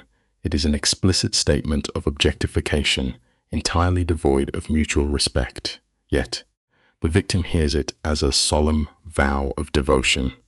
Clara expresses doubt about surviving in his paranoid ecosystem, and he immediately neutralizes her fear by promising constant presence. This is the seductive trap of the trauma bond. The prospect of never struggling alone again overrides her survival instincts. She is actively negotiating the surrender of her autonomy. Completely unaware of the dynamic, the tragedy is profound. The man offering to be her shield is precisely the one she needs protection from. Real safety never requires us to sacrifice our freedom. He tells her not to make a decision tonight, creating the illusion of free will. By temporarily removing the pressure, he ensures she will not trigger her own flight response. Notice the scene the following morning. He is fully armored in a crisp suit, wide awake, observing her while she is unconscious and entirely exposed. This is not romance. It is a clinical assertion of dominance. Watching a target sleep is a power dynamic frequently observed in extreme control cases. It reinforces his position as the active, vigilant predator, while she remains the passive subject within his terrarium. It is a harsh reality to accept, but someone who demands total vulnerability while offering none is preparing to rule you. The transition from psychological to physical captivity begins with a small box. Inside is a functional key to a high-security penduse. Clara attempts a weak defense, reminding him that she possesses her own living space. But the narcissist cannot allow his subject to maintain an independent sanctuary. Her apartment is uncontrolled territory. He systematically devalues her home, labeling it insecure and unsuitable. He demands she relocate to the Millennium Tower, where every variable from the air she breathes to the food she consumes is governed by his immense financial resources. We must remember that when someone insists on providing everything for you, they are also deciding what you are allowed to have. Let us examine how he enforces this isolation. He introduces an immediate external crisis, speaking vaguely of unstable individuals and dangerous business matters. This is a textbook isolation protocol utilized by highly organized controllers. By fabricating or exaggerating a nameless threat, he deliberately triggers her deepest anxieties, positioning his penthouse as the only viable safe room. The inherent violence of his enterprise is weaponized to eliminate her resistance. The victim is forced to choose between the terrifying unknown of the outside world and the luxurious confinement of her captor's cage. He knows exactly how she will calculate that risk. Fear is the fastest way to make a person lock their own cell door. He frames this forced relocation not as a command, but as a desperate plea for his own peace of mind. Will you do this for me? It is a masterclass in emotional manipulation. He places the burden of his emotional regulation directly onto her shoulders. Naturally, Clara complies. She accepts the heavy brass key, fundamentally altering her status from independent woman to kept asset. His relief is palpable because the final lock has clicked into place. He immediately dispatches his enforcer, Enzo, to oversee the transfer. There is no room for hesitation. The logistical machinery of her captivity is already in motion. We are often most easily trapped when we believe we are doing someone a favor. Clara finds herself swept up in the frictionless reality of extreme wealth, the private drivers, the awaiting security, the breathtaking altitude of the penthouse. But notice the most chilling detail of all: the wardrobe. An entirely new collection of clothing, perfectly tailored to her exact measurements, is already waiting in his closet. This is a profound violation of identity. The subject is being systematically erased and redressed according to the precise specifications of the controller. Yet, steeped in Stockholm Syndrome, she views this invasive anticipation of her needs as deeply thoughtful. True generosity empowers us, but calculated gifts are simply a down payment on our obedience. The physical extraction is carried out with cold, military efficiency. Enzo stands as a silent sentinel, while Clara reduces her entire autonomous existence to a single, shabby duffel bag. She takes only her laptop and a photograph of her absent father, clinging to the last fragments of her original identity. You and I must recognize the finality of this threshold. When she steps into the private elevator, relying on both a digital access card and the physical key Lorenzo provided, she is officially leaving the known world behind. The breathtaking architecture of the penthouse is entirely irrelevant. It is a high-altitude solitary confinement cell. Leaving your past behind is dangerous when someone else controls your future. You and I are going to unpack a classic case of environmental control. Look at Clara. She stands in a sterile penthouse filled with cold, modern art, completely lacking human warmth. Inside the master suite, she discovers closets pre-stocked with designer garments in her exact measurements. The pantry is overflowing with expensive food and wine. This is the textbook definition of a gilded cage. For the first time, her conscious mind registers the terrifying reality of her situation. She is being provided for, but this is the overt control of a megalomaniac narcissist preparing his prized exhibit. The lesson here is simple. If a cage is built perfectly to your exact measurements, you must remember that it is still designed to keep you locked inside. As she stares out at the sweeping urban grid, her phone vibrates. A message arrives. Is everything to your satisfaction? She types back, "It is beautiful. Thank you. But it feels strange being here without you." His response is swift. "I will be back before you know it. Make yourself at home." Everything there is yours to use. Miss you already. Clinically speaking, the intermittent reinforcement takes hold. The dopamine rush overrides her logical misgivings. Just 72 hours prior, she was a civilian panicked about basic survival. Now, she waits for a man who dictates the criminal underworld. The life lesson here is stark but true. Genuine security is never purchased by trading away your fundamental independence. The situation is highly seductive, offering an illusion of absolute security while systematically severing her independence. She grips the metal key he provided, a psychological anchor tying her to his pathology. 72 hours evaporate in a dissociative limbo. She wanders the massive apartment like an apparition, sleeping in his sheets, internalizing his environment. Her only connection to the outside world is his repetitive texts. He is handling things. By the second day, a massive delivery of roses arrives to pacify her anxiety, accompanied by a note, "Counting the hours until I see you again. Thy evasion tactic is flawless." The lesson we learn here is crucial.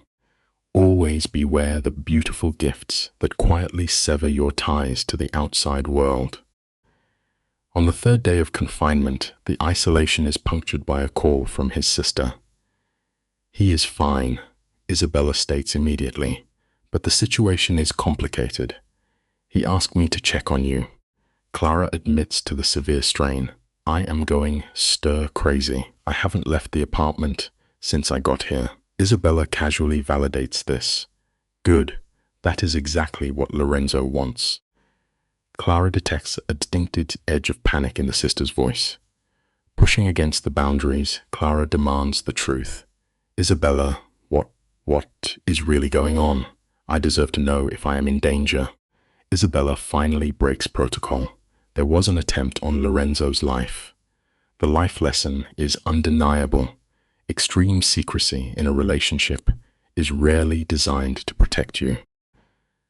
Let us look at this piece by piece, shall we? Isabella calmly states the attackers have been dealt with, a clinical euphemism for homicide. Clara experiences momentary terror, but the Stockholm Syndrome rapidly suppresses it. Her primary panic focuses entirely on her captor's safety. "Is he hurt?" she asks. Isabella offers an exit. "If you want out, I can arrange." Clara vehemently rejects freedom. "I don't want out. I want to see him." The speed of her refusal startles even her rational mind. Isabella promises to relay this absolute submission. "I will tell him you said that. It might be just what he needs to hear right now." The trauma bond is fully sealed. The lesson is chilling. Feeling fear for a monster does not turn them into a saint. The cognitive dissonance is fascinating here. She knows men tried to murder Lorenzo, and she knows he is actively bleeding somewhere in the city. Her mind rationalizes his absence as an act of protection, completely missing the reality that he is simply managing his variables. By the fourth morning, the sensory deprivation becomes intolerable. She seeks a release valve, descending to the private fitness center. Observe how she still obeys his rules, remaining strictly inside the designated perimeter. The space is entirely deserted, wrapped in the same towering glass as her gilded cage above. She pushes her body to physical exhaustion on the treadmill. But there is a vital lesson here. Physical momentum can never outrun psychological captivity. Suddenly, the primitive threat detection system in her brain fires. She turns to find Lorenzo blocking the exit, his gaze fixed on her with the predatory intensity of a returning conqueror. He presents a calculated image of vulnerability, a dark sweater, a deliberate display of a healing contusion on his jaw. This is a masterclass in manipulation. Clara freezes, her mind flooded with a chaotic cocktail of relief, anger, and severe isolation fatigue. Any healthy subject would establish physical distance, Instead, he removes her agency entirely, crossing the room to engulf her in his physical presence. She collapses into his control without a single struggle.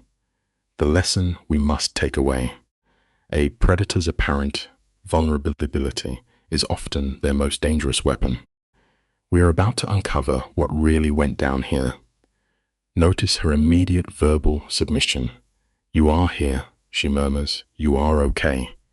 He tightens his hold to reinforce dependency. "I am sorry for staying away. I needed to be sure it was safe." Pulling back to examine his face, she introduces the disruption. "Isabella told me someone tried to kill you." A distinct micro-expression of anger flashes across the kingpin's face because he lost narrative control. "She shouldn't have worried you." Clara attempts a feeble pushback. "She shouldn't have had to." "You should have told me yourself." He deploys a classic deflection tactic, sighing heavily. "I was trying to protect you from the ugliness of my world." The lesson? Manipulation often wears the mask of protection. He frames his deception as a gift. "By shutting me out, by giving you plausible deniability," he says, his vocal cords tightening. When she questions him, "What happened to those men?" he completely shuts down the inquiry. "It isn't something you should have to know about." The unsaid reality saturates the air. The megalomaniac did not merely survive an attack. He executed his rivals with extreme prejudice. Unable to process the psychopathy in an open room, Clara demands isolation. "I want to go upstairs." This isn't a conversation for a public space. He agrees, guiding her into the private elevator. Once inside the apartment, she retreats to the shower. The harsh lesson here is evident. You cannot wash away the darkness you actively choose to walk into. When she emerges, the scene is meticulously staged. He waits in the center of the room, 2 glasses of dark liquor already poured. She drinks the chemical courage and demands truth. "Tell me everything. No more protecting me from the truth." The narcissist evaluates exactly how much darkness her mind can tolerate. "The Colombians thought they could expand into my territory," he finally says, framing the conflict around his ultimate possession. "They started with small incursions. I sent warnings. They ignored them." Notice his physical calm as he agitates the liquid. 3 nights ago, they sent a hit team, 3 men with automatic weapons. The life lesson is terrifyingly simple. When a monster reveals their true nature, believe their actions, not their calm voice. Stick with me, this is where it gets interesting. His vocal delivery drops into a flat, sociopathic monotone. "My security neutralized too.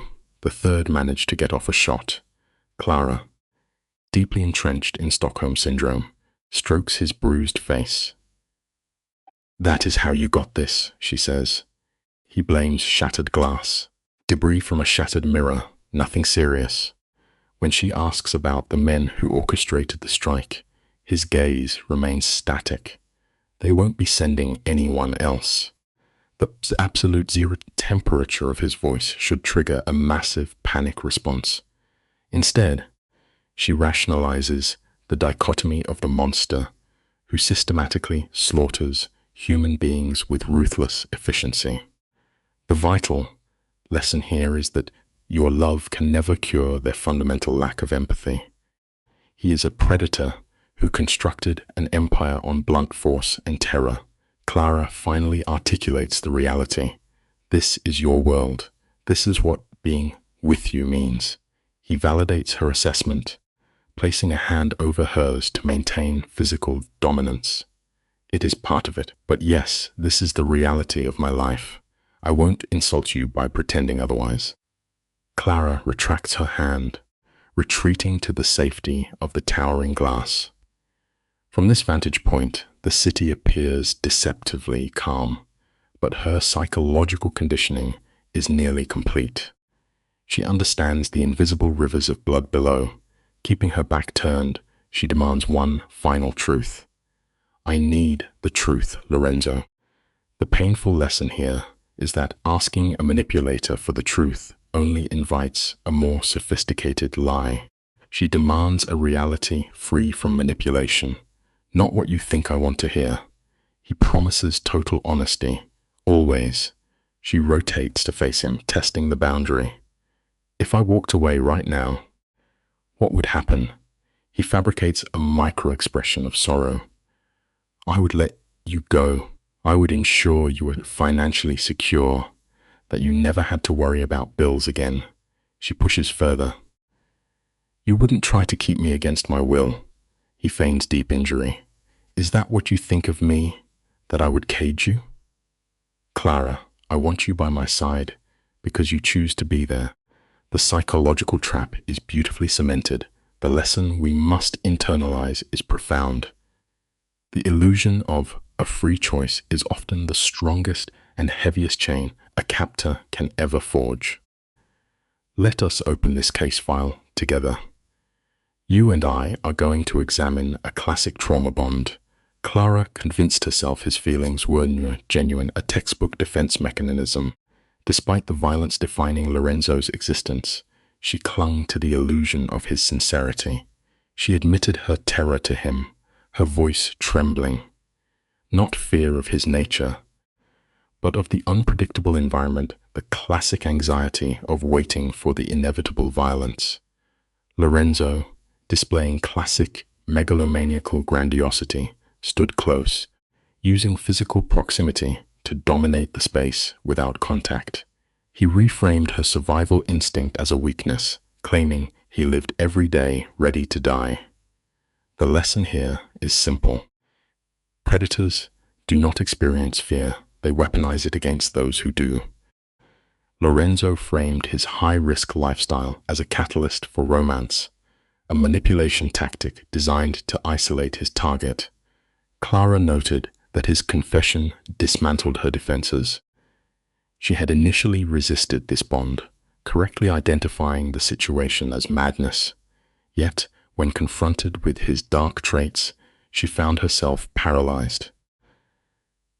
She confessed her perceived weakness, stating he lacked the fortitude for his criminal reality.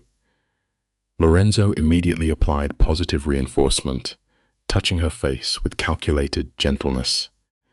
He praised her hidden resilience, establishing his control. Overwhelmed by the psychological pressure, she retreated inward, begging for time to rationalize the cognitive dissonance fracturing her mind. He granted her the illusion of autonomy, assuring her she could keep his penthouse and take all the time required, though the strain of delayed gratification was evident in his tone. He even offered to remove himself from the premises. This is a brilliant psychological maneuver. The mere threat of his absence, of facing the isolation he had engineered, triggered a profound panic response in her nervous system. She reached out, begging him to stay. The relief on the megalomaniac's face was genuine as his control was reaffirmed. He embraced her, initiating a physical connection rooted in survival panic rather than affection. Her body bypassed rational thought entirely.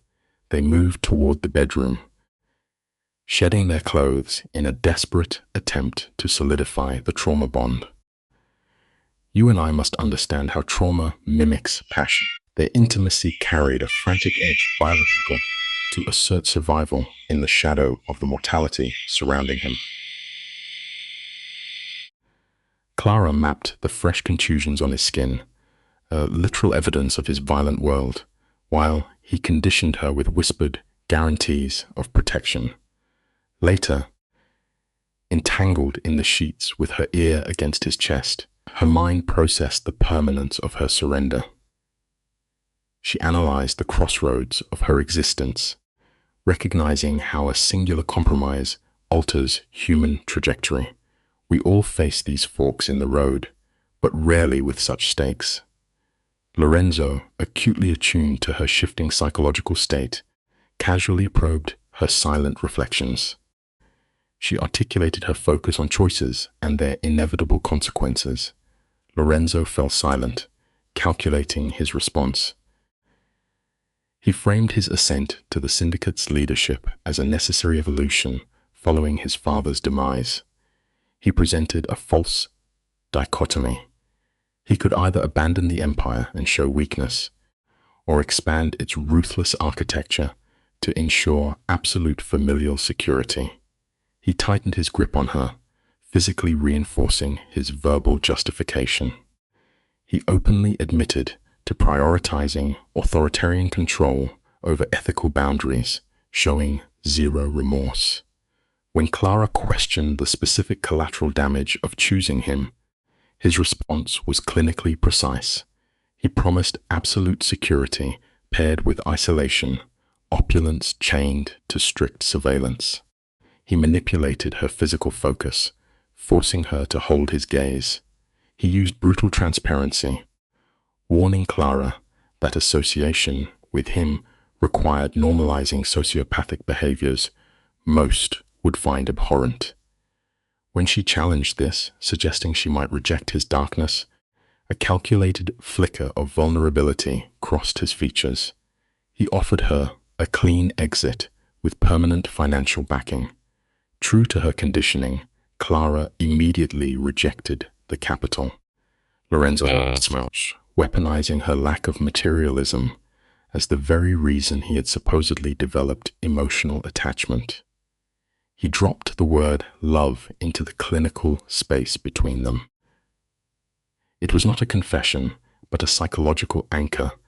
As her voice trembled repeating the word, he physically elevated himself, asserting total dominance.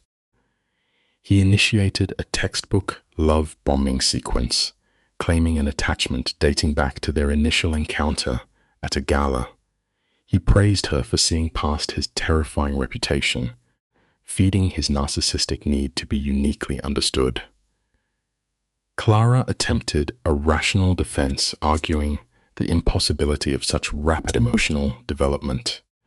But the megalomaniac countered by appealing to her compromised reality, asking if she had not also felt the irrational magnetism. Clara's mind surrendered. She interpreted their trauma response as a profound homecoming. She admitted her terror of the label, whispering that such emotions invited fatal vulnerability. The lesson here is clear. True vulnerability requires safety, not just a psychological surrender to a predator. Lorenzo validated her fear, masterfully framing his emotional investment as a strategic hazard far exceeding his criminal enterprises. His unblinking stare anchored her in place. He insisted that certain systemic risks yield the highest psychological dividends. Looking at this highly dangerous individual who had systematically dismantled her reality, Clara finalized her cognitive collapse. She traced her submission back to their earliest encounters, mistaking the adrenaline of proximity to a predator for genuine passion. She verbally confirmed her attachment, the declaration surfacing from her conditioned psyche.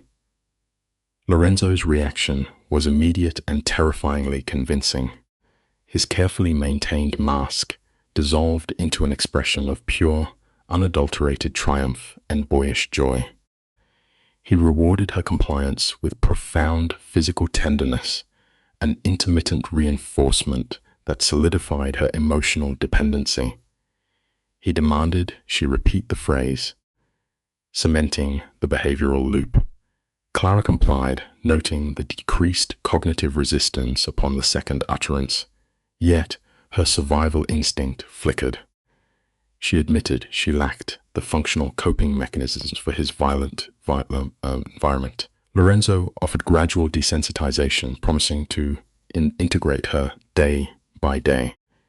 He only required her submission. Clara agreed, but attempted to negotiate a boundary.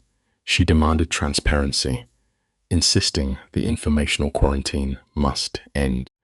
She falsely believed that understanding the parameters of her captivity would somehow mitigate the inevitable psychological damage. Lorenzo processed her demand with calculated gravity.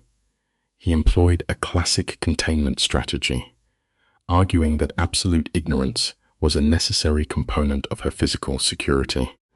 Clara clarified her position, stating she had no desire to participate in his illicit operations, but required notification regarding existential threats to their shared environment.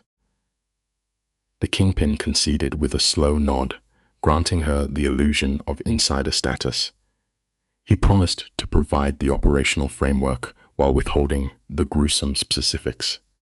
Clara pressed further, desperately grasping for a remnant of her former self by demanding personal independence and external purpose.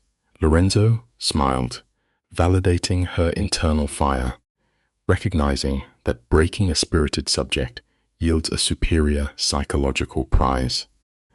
You and I must closely examine this next maneuver. He identified her ambition as a highly attractive trait, then immediately co-opted it. He offered to facilitate her publishing career, carefully adding that he would not simply purchase a firm, but rather engineer legitimate industry connections. This is the ultimate narcissistic provision. He was presenting himself as the benevolent architect of her deepest aspirations. The proposition fractured her remaining defenses.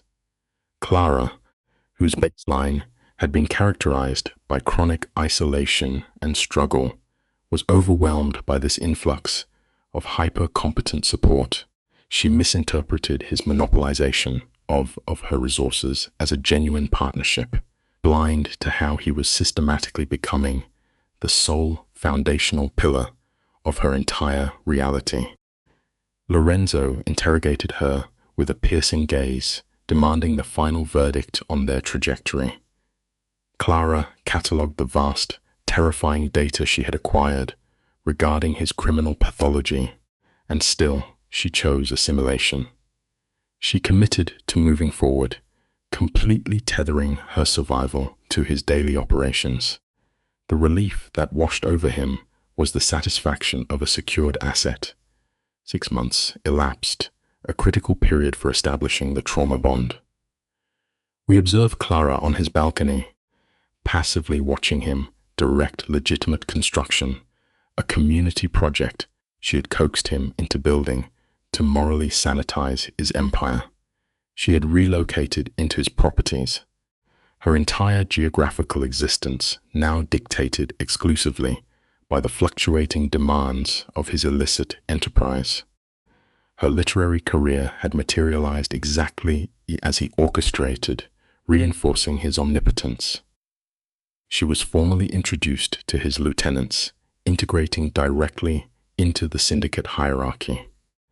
She attended elite gatherings branded as Lorenzo's property, a label she internally rejected even as she used the absolute physical immunity it provided. This is the terminal stage of Stockholm Syndrome, which is rationalizing the captor's environment. She normalized the suffocating surveillance and the grim reality that her partner executed morally bankrupt directives daily. Their daily life was volatile. They engaged in explosive conflicts regarding autonomy and operational hazards, necessary pressure releases that continually reset and strengthened the underlying trauma bond. Let us look at the final piece of this psychological puzzle together. Clara suffered from chronic insomnia, listening to him issue lethal commands from the adjacent room. She experienced fleeting moments of ethical clarity, questioning her own morality for attaching herself to an engine of violence. Yet, she aggressively suppressed these thoughts, using the perceived depth of their romantic connection. She pointed to his support of her writing as proof of respect, mistaking a gilded cage for a shared kingdom. Lost in this profound cognitive dissonance, she was startled when Lorenzo physically enveloped her from behind. He pressed his lips to her temple, casually probing her thoughts. He had fully consumed her reality, leaving no space between his violent world and her fractured mind. Let us look at her psychological state at the 6-month mark. She exhibited a classic manifestation of Stockholm Syndrome, leaning into the warmth of the predator who upended her life. She marveled at her transition from the anxiety of paying rent to the grandiose delusion of building a massive community center. This was Lorenzo Falcone's trap, the financial grooming of a megalomaniac narcissist. When he asked if she harbored regrets, she turned to him, entirely captivated. She rationalized that a man capable of ruthless violence could remain purely tender for her alone. She told him she had no regrets, convincing herself the danger was just the price of an extraordinary existence. You and I must always remember that we can easily confuse proximity to power with genuine safety. You and I have probably witnessed this final stage of conditioning before. He mirrors her emotional frequency, more everything he supplies. As she verbally surrenders, yes. More everything, the trap snaps shut. He produces a velvet box. I was going to wait until tonight, but I find I can't wait any longer. The box opens to display an emerald, an expensive physical shackle. He weaponizes his vocal tone into a gravelly whisper. Clara Hayes, you walked into my life like a revelation. You have seen all of me, the darkness and the light, and somehow still chosen to stay. Will you marry me? Be my wife, my partner, my equal in all things. He secures his captive by offering the illusion of equality. The final lesson is devastating. A pedestal is just another type of prison. We arrive at the culmination of the psychological takeover. He asks for a commitment of equals, a brilliant final deception, masking the absolute imbalance of power. Clara weeps, her voice steady as she accepts the ring, binding herself to the architect of her own erasure. Later, surrounded by his enforcers, she studies her reflection. The woman who reluctantly attended a charity gala 6 months ago is gone. Her posture is straight, her gaze direct. The original Clara has been successfully overwritten. The host identity is extinguished. The megalomaniac has created his perfect, compliant mirror. It leaves us with a haunting realization. Most effective prisons are the ones the inmate desperately fights to defend. We conclude this file by examining her total psychological collapse into delusion, sitting inside that luxury vehicle, holding a glass of expensive champagne. Clara convinced herself that she had freely chose dark life with her eyes wide open when Lorenzo toasted to their supposed partnership, echoing his earlier promise to let the world watch them. She leaned into his shoulder. She genuinely believed this violent, narcissistic kingpin was her safe harbor in a cruel universe. This is the tragic culmination of Stockholm Syndrome. The victim completely adopts the predator's twisted narrative as her own empowered choice. The most terrifying reality of behavioral manipulation is that the perfect prison does not need any locked doors because the prisoner has already been trained to fiercely defend the guard. The subject raised her glass to toast the life they were building, openly verbalizing her psychological capture. When Falcone echoed the word together, she processed it as a binding vow. Surrounded by his criminal syndicate, listening to Giovanni share childhood stories, and Isabella tease her about wedding plans, the subject reported feeling profound peace. This is the endpoint of her conditioning. A dangerous Mafia family had become her baseline for normalcy. She claimed she belonged to a powerful man under the tragic illusion that he belonged to her in return. She believed he saw her inner strength, failing to realize he had systematically dismantled it. The lesson here is chilling. We can adapt to any nightmare if the people around us act like it is a beautiful dream. In her final assessment, the subject expressed a willing readiness to face whatever came their way, embracing the violent threats of the underworld. She adopted a defiant stance, daring the outside world to watch them. This is the ultimate victory of the megalomaniac narcissist. He did not just force her into his shadow. He convinced her to defend the darkness as if it were her own brilliant light. When she said, "Let them watch," she believed she was projecting fierce loyalty.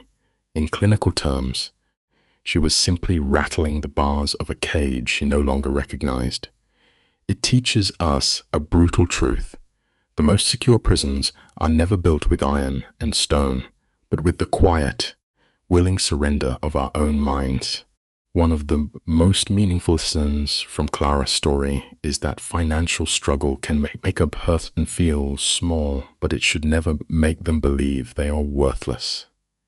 At the beginning, Clara enters the charity gala feeling completely out of place.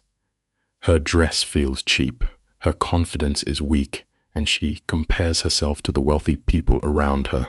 She is unemployed, worried about rent, and carrying the shame of unpaid bills. This is a situation many people can understand.